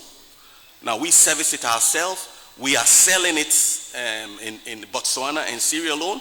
So what the point I'm making is that electronic medical records developed locally can also be a business tool for sale in other parts of the continent along the opportunities that AFCTA provides.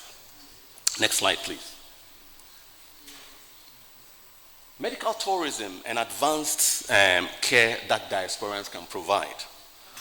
I find it interesting that I've obviously been in and out of Ghana over the years that I've been working outside.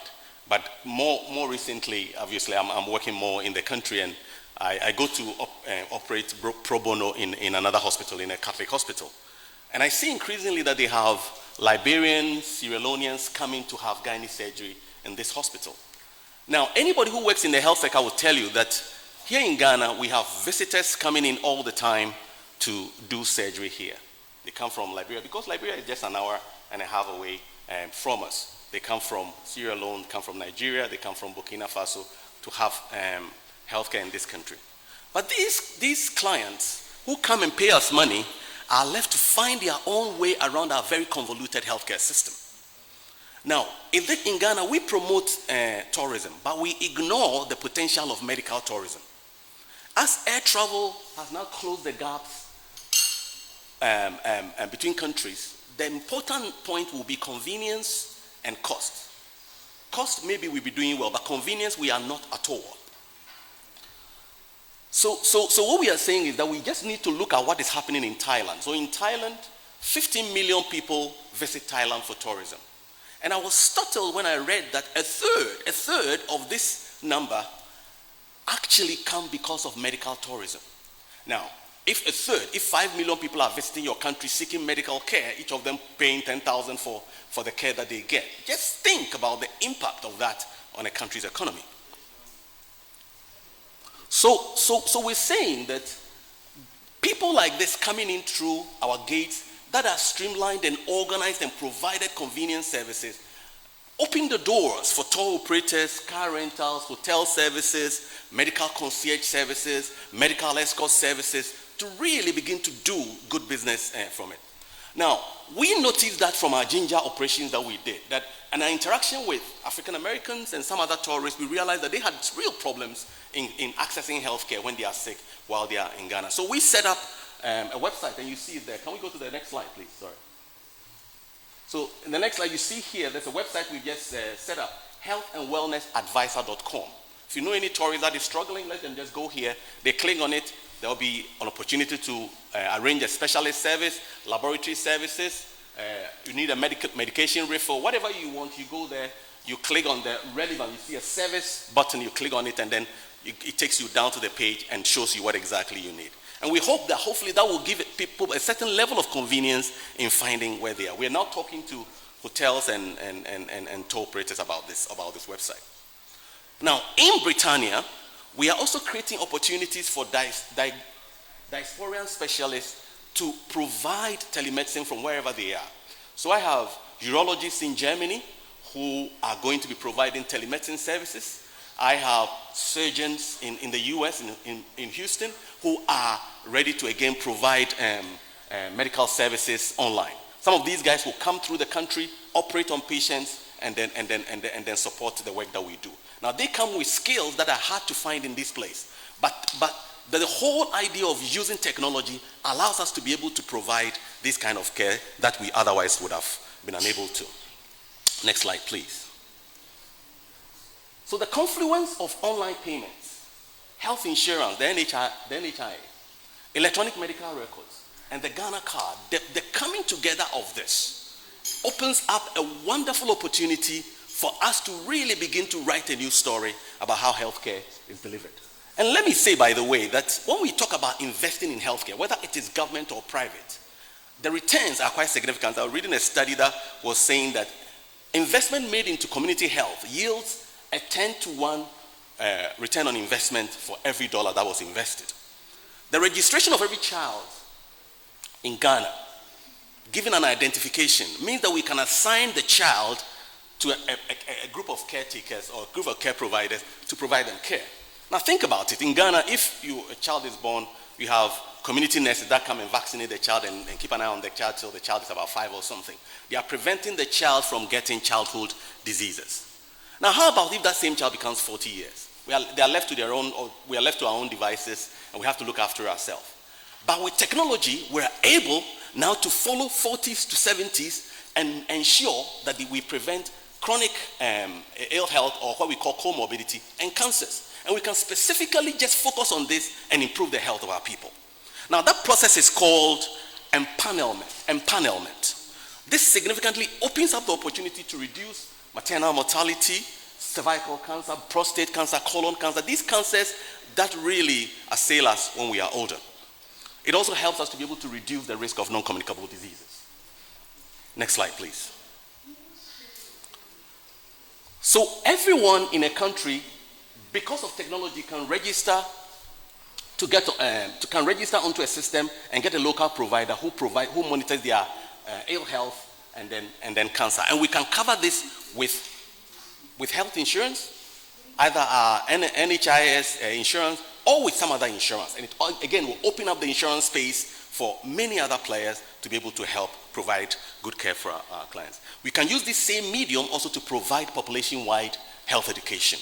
It will give us, from the data that we have, better understanding of disease prevalence and outbreaks within our community. Now, it then formed the foundation of building a healthier society than what we have before. So I'll conclude by what we are doing in Britannia. Okay, this was supposed to contain something. Okay, so we decided from the very beginning that given the technological advance in healthcare, it will be unwise to just come into Ghana and just build a hospital. Healthcare has gone beyond just coming into a center for healthcare. So in addition to building a hospital, we decided to set up Ginger as a separate but related company that provides telemedicine platform that does everything outpatient. So if you want physiotherapy, home visit, medications, labs, all of that can still be delivered on the Ginger platform. But we run Britannia as a paper-light hospital using online consultation and allowing specialists from the diaspora to be involved in the care that we are providing, raising therefore the standard and the capacity within the service that we provide. But we back all of this with our software company, DefDex Software, which delivers develops a lot of the software products that we use. So DevDex was responsible for building Ginger. DevDex was responsible for building the Yarisa that I showed you. We conclude basically that you can't deliver healthcare without thinking online, without thinking software backing. Because if you do, I mean, the very fact that we have software engineers sitting at the back of our building really gives us the opportunity to solve problems quickly and then move forward to provide convenience for our client. So from this example, I'm basically saying that it is not enough for us to just have electronic medical records. We must have a way of accessing the data, and we must back that with a team or of an army of software engineers who can help us to extract out of that data valuable information that can transform the healthcare that we give Africans. So on that note, I'll just say thank you very much for your attention.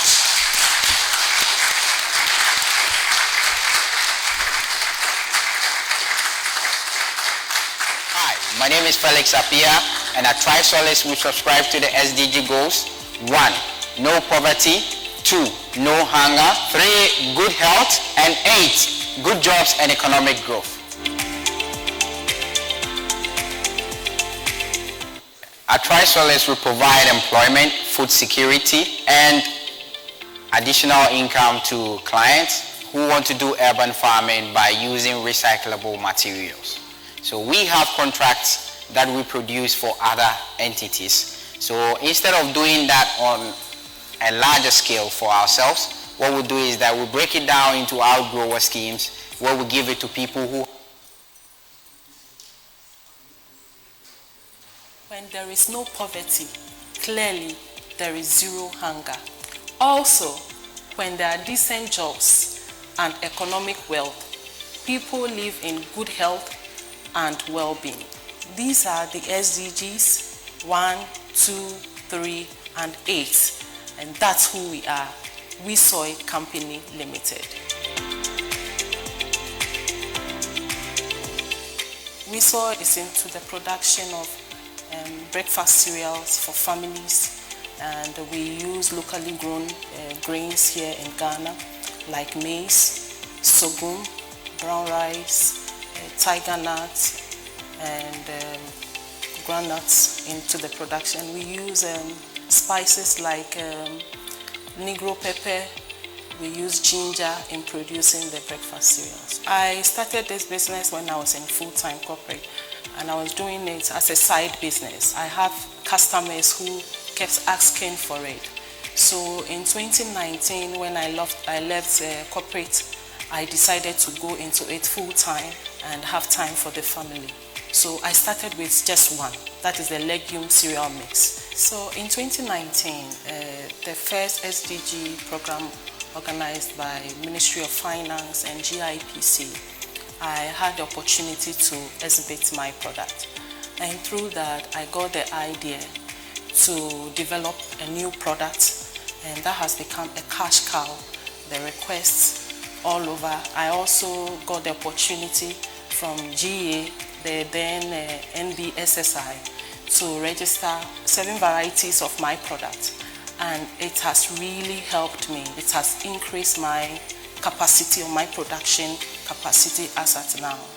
In 2020, which happens to be my full year, I sold about 5,000 packs of my products in 2020, and this year I projected that I was going to do 10,000, like twice what I did last year. But as at now, we have sold like 12,000 packs, and we believe that we might do double of what we have sold the first 2 quarters. WeSoy products, it's a family-based cereal for everybody in the family. So from baby age 8 months to infants, toddlers, students, the middle class, and the aged. So it cuts across, it's for everybody. Nutritionally, it's high in fiber. We have high fiber because of the tiger nuts that we use, and we have the vitamin A, the vitamin E, we have all the proteins that is required for the human body. So it's good for people who are diabetic, because you need not to add sugar to your meal, your breakfast, because of the natural sweetness from the date fruit. And it's quick fix. 5 minutes, you are done. Your breakfast is ready to eat, and then you are on the move. We Soy currently has created about 50 jobs. This comprises of permanent staff, casual workers, retailers, and distributors. We Soy products can be found in all the Palace Mall branches and Relish.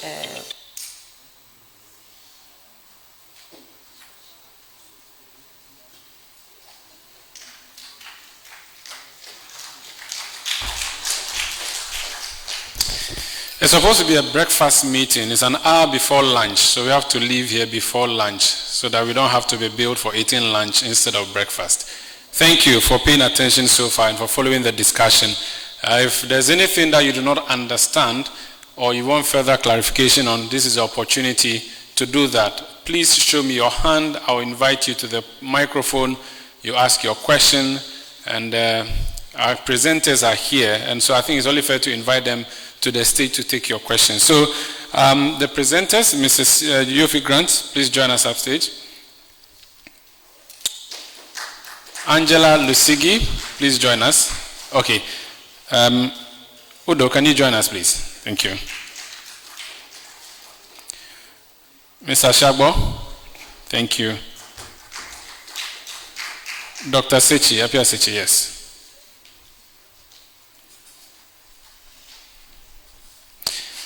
So please let me know what questions you have for our presenters. Yes, thank you so much. I've seen the first hand.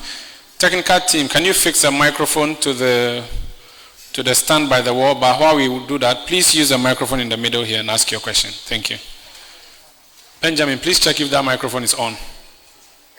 Okay, thank you.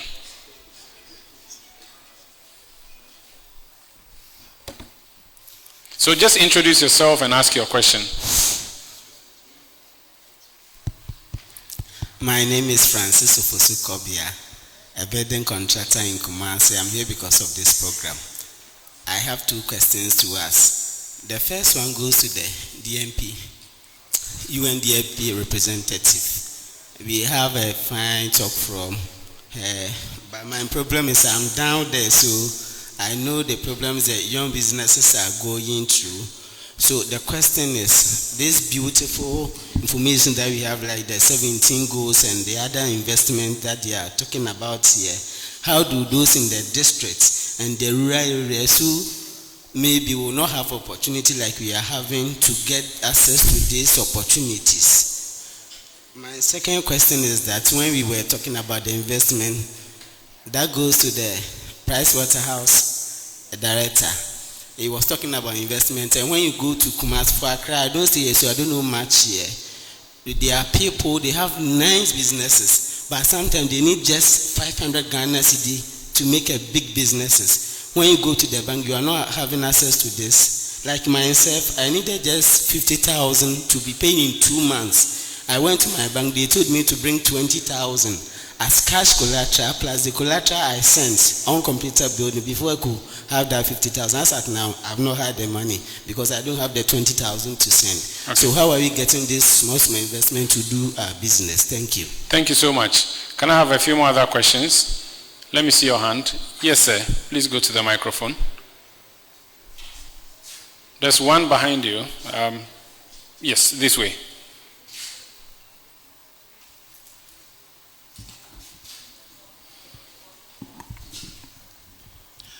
Good morning, everybody. My name is Gopal. I'm the CEO of M&G Pharmaceuticals Limited, one of the local manufacturer of pharmaceutical products in the country. My question goes to the UNDP rep and the chap from the PwC. Why it is that manufacturing of the pharmaceutical products locally in the developing country is not a reason, or let's say a requirement under the SDG Investor Map? Today we are only manufacturing 30% of the products. In whole of Africa, if you see, most of the countries are definitely not manufacturing all the requirement. So I suggest one of the objectives of the SDG to achieve in the country is encourage the local manufacturing of pharmaceutical products. If you look at the example of the recent COVID-19, in whole of Africa, only one country is manufacturing the vaccine. So some investment also should come from these people in this area. That is my suggestion. Thank you. Thank you so much. It doesn't have to necessarily be a question. If you have a comment too, you can make your comment. Let me see by hand if you have a comment or a question. Yes, sir. In front. Yes, please go to the microphone.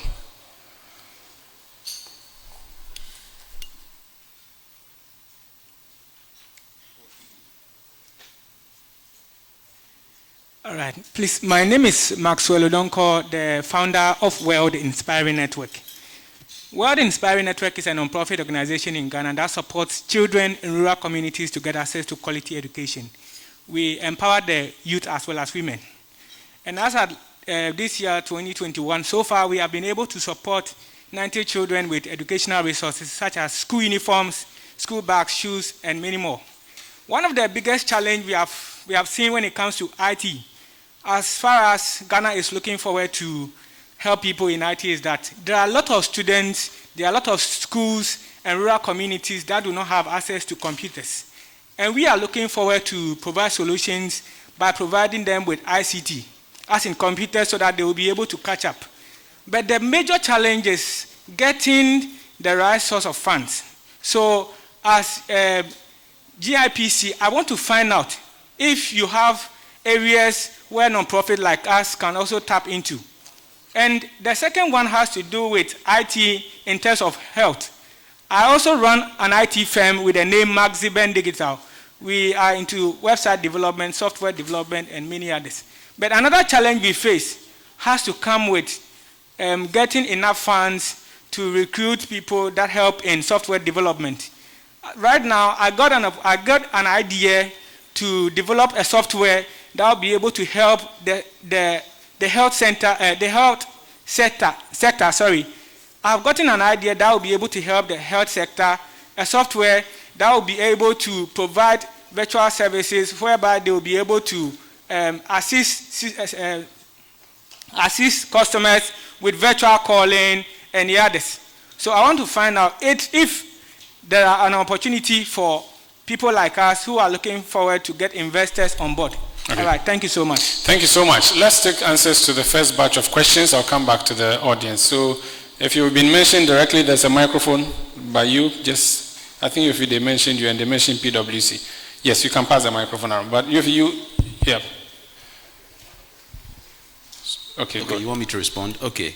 So I think there were two questions referred to me. One was the gentleman who was asking about financing. And if I understood the question properly, he was saying that he was struggling to get the requisite financing for his business to kick off. So without knowing the details of his specific situation, I'll say two things. One, I don't know what the source of financing it is that you are looking at. Presumably it's a bank. But as we often say, depending on where your business is in its maturity, bank financing may not actually be what you require. There are other financiers out there.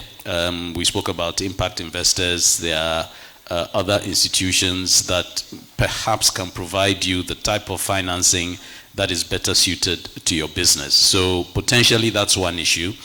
The other thing I can think about is two of the comments I made when I presented, which is basically around clarity of information and availability of data. So, as I said, an investor is always an investor. They wish to help you. They wish to drive towards developmental goals.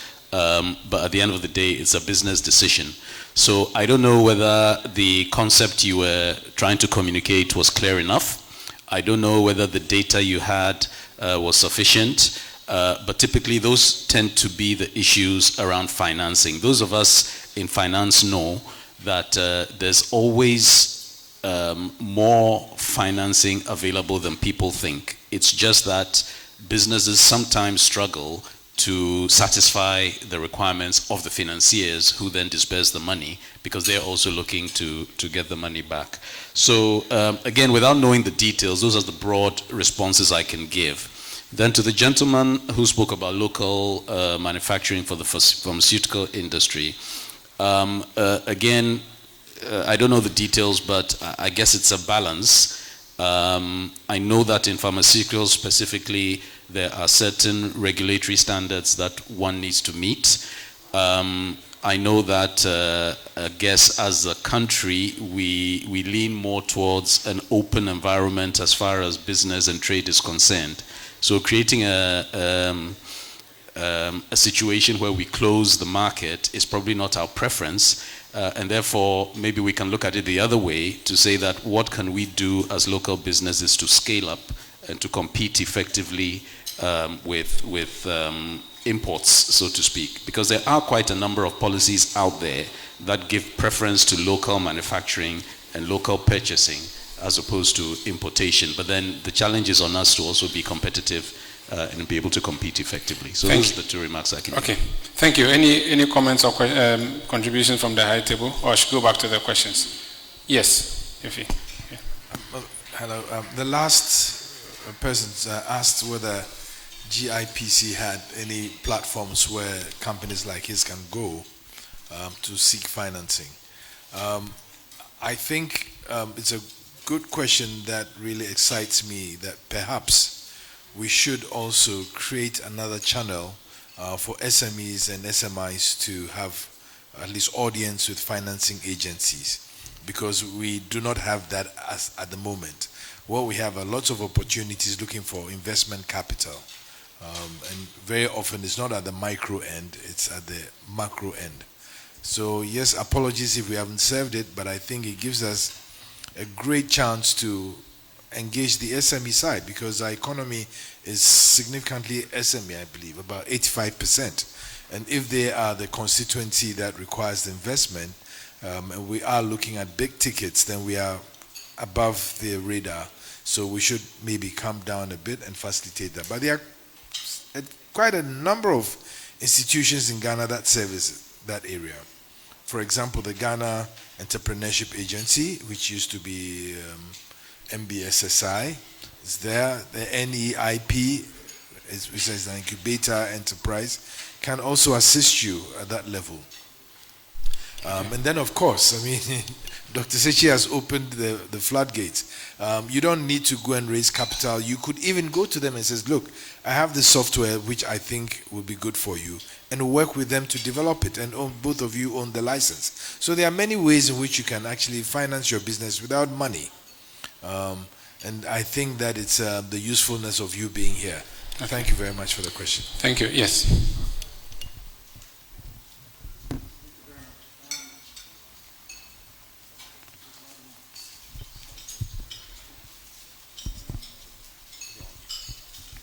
Thank you very much. I just want to build on the question about access, because this whole issue has come about in several forums that I have been to. As has been rightly said, the future drivers of growth and the private sector as we know it in Ghana, 70% of it is SMEs. And your SMEs are not necessarily located in the big centers, Accra and some of these other places. They're out in the peri-urban areas, rural areas, and some of those things. So we have to look on the supply side of the equation and ask, what are the requisite institutional capacities in place to help normal businesses, small businesses, get access to information? And as we have discussed here, we have this online platform that one can easily get access to. But as UNDP, we're also looking at a subnational level to see how we can spread information much wider than it is. Working with PwC right now, we are doing a number of deep dives to understand the economic landscape that is down there. And one of the things that we are looking at as UNDP for next year is to see how we can strengthen the capacities of the business advisory councils that are located down in the different districts. because we feel that these are important centers where this whole question of information dissemination around a lot of what are required for economic growth and development opportunities to business. And the biggest instrument that is coming online now actually is the CFTA. And the issues now around CFTA, a lot of questions are being asked by private sector players, SMEs, is what exactly is the CFTA? Do we have information on CFTA? So we are also trying to build the capacity for the dissemination of information. We're also working with the National Planning Commission here in Ghana. We have developed with them the CFTA guidelines for local economies in Ghana. So we're trying to see how we can address some of these things. So this is a very good question. And I think I'll stop at that. Thank you so much. Let's take the next batch of questions. Madam, you can please come to the microphone and ask your question. Yes. Yes, so just go to, all right, that has to be fixed. But you can join this microphone. Yes, madam, you can also. Yes, I'll come to you. Hi, good morning. My name is Christine and Tim, co-founder of Ghana Tech Summit. First off, thank you so much. Could you raise the microphone a bit? Can you hear me now? Yes. Hello. So first off, congratulations on another great event. So thank you so much for this opportunity. My question really is just really for each. Please pull down your mask. Let's see if that would help. Is that better? Yes, it's better. I'll start over. Hello, everyone. Good morning. My name is Christine and Tim, co-founder of Ghana Tech Summit. Loud and clear? Okay, we're good. So just want to say again, congratulations on another great program from the GIPC. It was a pleasure to be here. And my question really was for pretty much for each one of you, depending on the questions that was said this morning. If you guys could just really go back to that first investment that you got, can you tell us how did you get it? And part two to that question, what did you do to prepare for that investment? Because all the questions, how do I get money? How do I get funding? How do I get financing? You guys are already influencers, you're already here. So we're listening to you guys. Take us a step back. How did you get that first investment? Thank you so much. Thank you. Madam? Good morning. I'm Esther Thomas. Mr. Grant was my boss. Could you please take off your mask? Thank you. Yes, I'm Esther Thomas. Mr. Grant was my boss for about 7 good years, so he's my mentor. Now I'm the Executive Secretary for Chamber of Corporate Trustees. And my question is that this is about the third program I've attended on SDGs. But I've never heard any mention of pensions in any of these programs. But if I look at the goals, I'm sure that pensions solve some of the problems when it comes to the goals. Mentioning pensions as a social security program is one, because currently, as we all are aware, just about 15% are on some form of pensions when they are not working or when they are on retirement. Secondly, also, we are talking about capital, and I know pensions can also provide what we call pensions capital.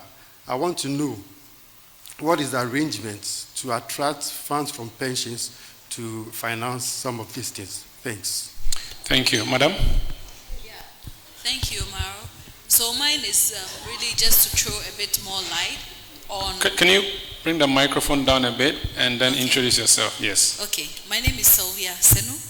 I work with UNDP as an economic analyst. So there was a question about the SDGs focusing on the provision of medicines or the production of pharmaceuticals locally. And I wanted really to contribute to the discussion that the SDGs, as we said, are not only the beautiful pictographs that we see, they are beyond that. After all these 17 goals, we have targets, and we have indicators.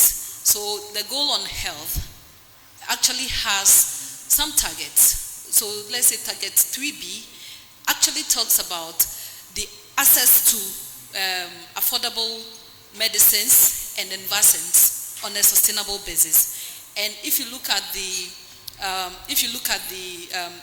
target, really is for countries to be able to leverage the Doha Declaration on TRIPS, which actually gives developing countries rights intellectual property rights in terms of the production of medicines and the use of medicines. So it may not be explicit on the pictographs that you see in terms of this is health, this is poverty, but when you dig deep into the targets and indicators, you find the nitty-gritties that the agenda is pushing.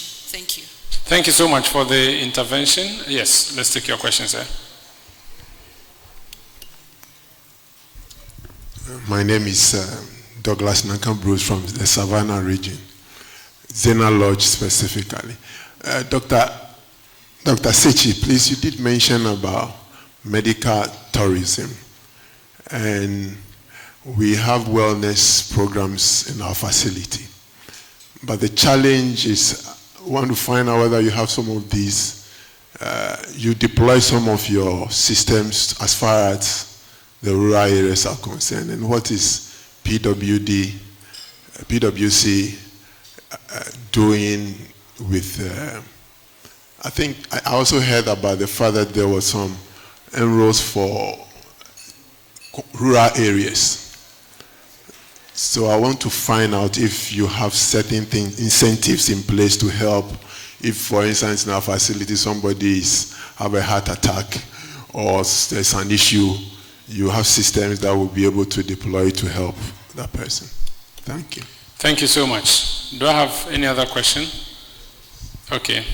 Hi, so my name is Kwame Siao. I work with Oasis Capital. So mine is more of a comment and also to address some of the issue with financing. So Oasis Capital, we provide patient capital to SMEs, providing essential services in Ghana and Cote d'Ivoire. Now, roughly, we manage 3 funds under management, 100 million asset under management, and so far we've invested roughly $10 million within the healthcare space. So I think all that I want to say is that I know financing is an issue, but there are players like us in the industry that are looking for good opportunities to invest in. Thank you. Thank you so much. Sir? Okay. Good morning. My name is Charles, and I'm the operation manager from Finery Solutions Limited. Actually, we are into solar, and we look at the SDG, that's the 7, the affordable and clean energy, the 11, the sustainable cities and communities, and then the 13, the climate action. But looking at this, what has been our challenge is that when it comes to solar solutions, we are targeting people like hospitals, companies, and other institutions. But the initial cost is actually high for them to bear. And as has been explained, many people complain about initial capital and other things. But what I want to ask is that in solar solutions, we have what they call net metering. That when you go to advanced countries, some companies work in the daytime and the evening time they stop operating, or like weekends they don't work. So when the solar is generating the power, it just go waste. And they tap into the national grid, which comes with reverse to reduce their electricity or the bill. But Ghana here, such policies are not being curtailed to help the solar companies. However, when people buy the solar, because they don't get any direct benefit from ECG to even bring down their cost, it becomes very difficult for them to see that incentives. So I'm asking GPIC if they can help us to negotiate with the ECG or the company that provide energy in Ghana here, that they can service us with a net metering. So someone who is not using the solar can now sell energy to ECG and bring it back at night when we also need ECG to work in the office. Okay. Thank you. Thank you so much. We'll take the last comment or question. Good morning, everybody. Very good program. My name is Agnes Emefa Essa, Strategy Director from Yahoo Medical Center. My question actually is, I just want to have a bit more information with respect to the telemedicine in rural areas. I know that there was a comment about, optimization of internet facilities, and we also know that 4G penetration in terms of smartphone is very low. So what kind of idea is that, telemedicine, and how very effective will it be if people do not use video to be able to have these calls? So that's what my question is about. Thank you. Thank you so much. We have a couple of them as well on as virtual platforms. Ifwa Asabia Asari says, we haven't ignored the medical tourism sector. The Services Department of the Ghana Export Promotion Authority, that is GEPA, is vigorously pursuing this sector and has actually organized a few trade missions with some major health institutions. We still believe we need to put in a lot more effort in working in tandem with other agencies in the ecosystem. Good presentation. Edward Boatin says, good presentation, Dr. Apia. There's a question from Collins Entry, and he says, we have developed a business on a module that can conveniently engage thousands of people. How do we introduce such business to get the necessary funding to start? Let's take the final batch of answers from the high table. Unfortunately, I get an avalanche of questions, so I thought I was going to have a quiet pass. Okay. So let me start with the electronic medical record rollout. As I said in my presentation, that's a really important piece for the country. My hope is that it's going to be so effective that it affects absolutely every part of the country. So if you go into a small community health center or something like this, somebody there can just put your name in and then up comes your medical record. That's really important for transferring patients between places. So to the gentleman who asked about what happens to somebody with a heart attack in, in the Savannah region or wherever, it really doesn't matter at all. If the system works well, and let me just stop and make a reference again to the effectiveness. So in Doha, Qatar, where I worked, the video streaming is so clear. And of course, it stays on. And we know that in Ghana, it's not quite the same. I'm being very politically correct here. Now, unless we get it to be very, very effective, it becomes a stumbling block for us to develop this area effectively.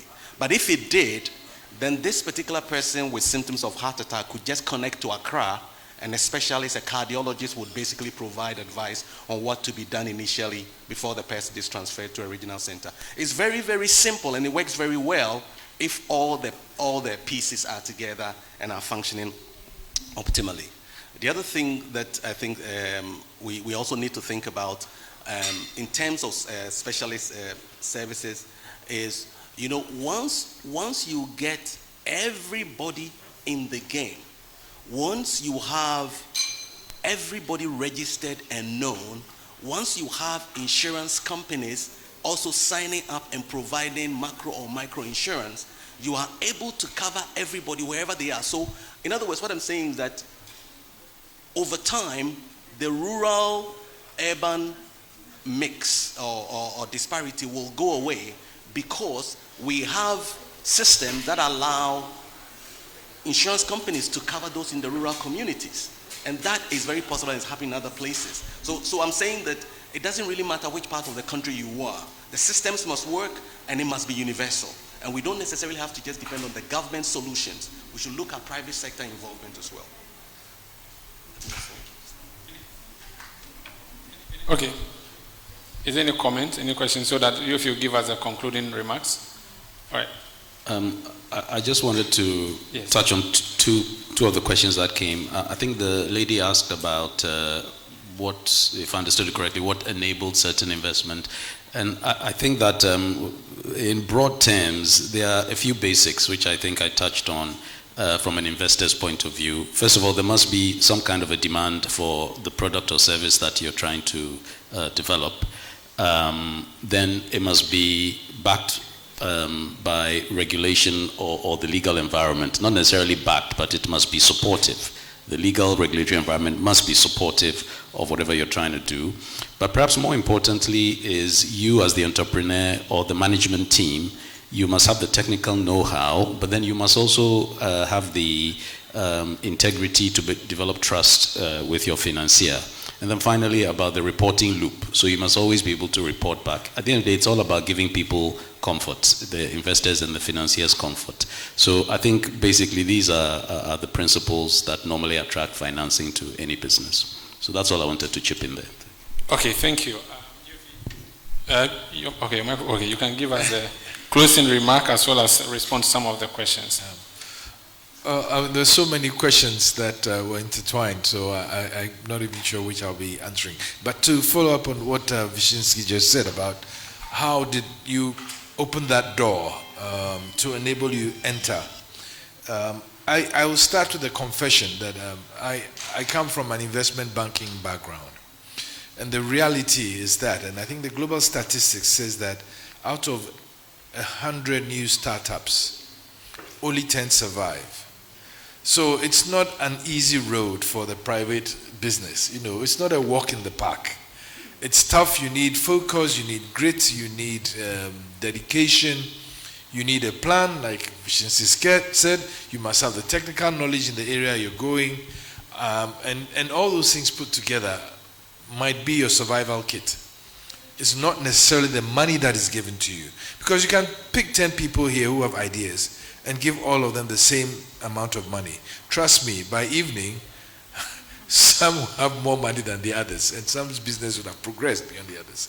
So the assumption that we will all make great business people may not necessarily be true if you don't have the soft issues that you can hold on to. Like I said, the dedication, the focus, the never lying down attitude. You fall down 10 times, you get up 12 times. Those are, for me, what I've seen to be the critical success factors. But of course, you must start from somewhere, and you must go through that trial to know whether you set up a great business or not. The important thing, I think, and I'm now not in private business, I'm public business. The important thing is you need to ask yourself some very tough questions and make some tough decisions about yourself. That what are you sacrificing to get your business going?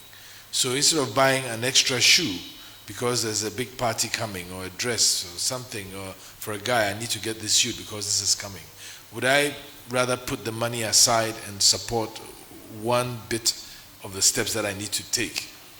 Those sacrifices and the dedication to your cause of a business make a lot of difference.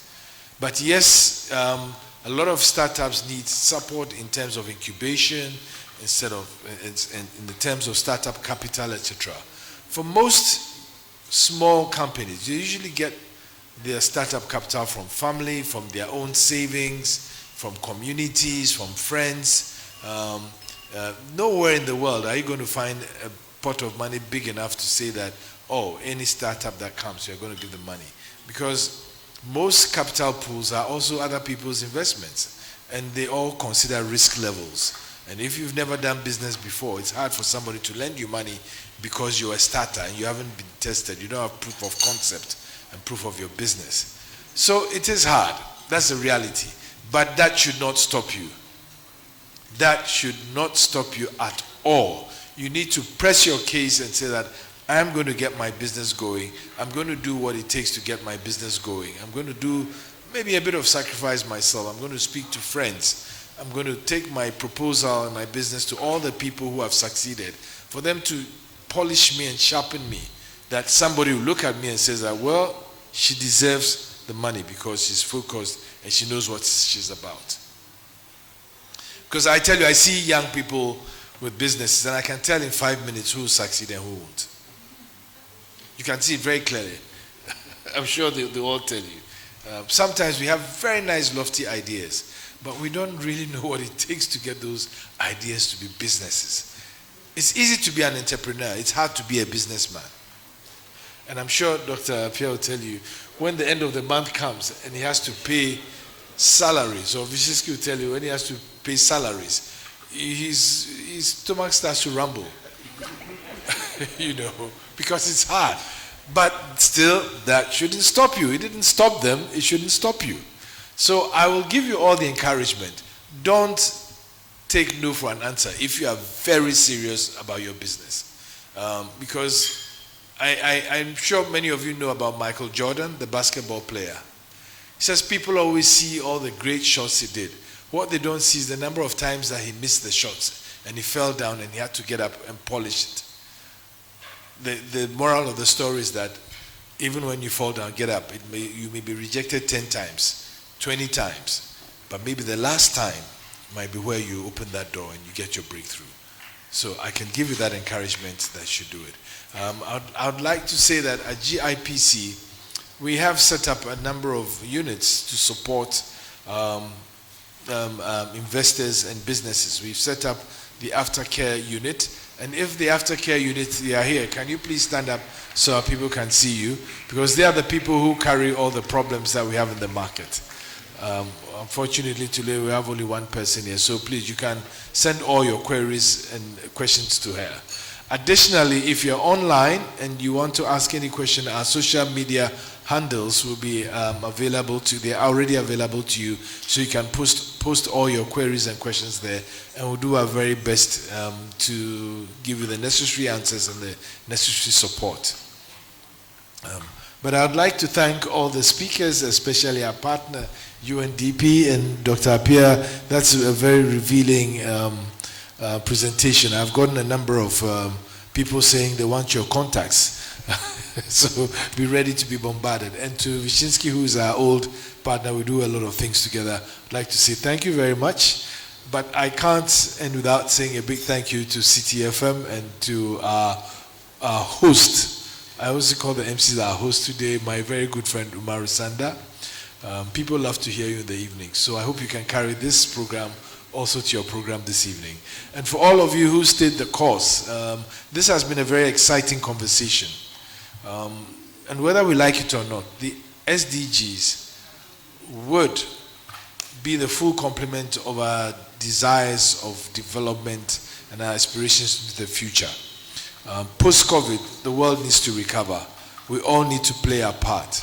And playing our roles and our part means that we shouldn't give up and, collapse in the daunting face of problems, etc. We just thank God that we've gone through the pandemic and we are all here, and we ask Him for some guidance as we go forward to stay alive. Thank you very much for being here. Thank you. Thank you so much, Ayofi. Thank you. I think they deserve a bigger round of applause, please. Thank you. All right. You can please take your seats now. Thank you so much. Thank you. Thank you so much. We need to close because we started. We started with a prayer. It's fair to end with a prayer.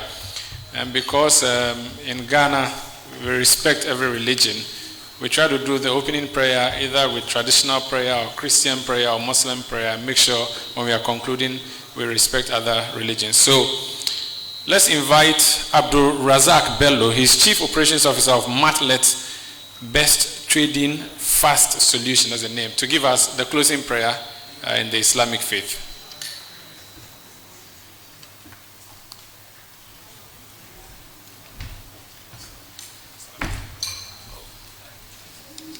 Thank you for the honor. Alhamdulillah, mashallah. Glory be to Allah for this special day. May this platform offer us the necessary connection to progress by the will of Allah. Subhanallah.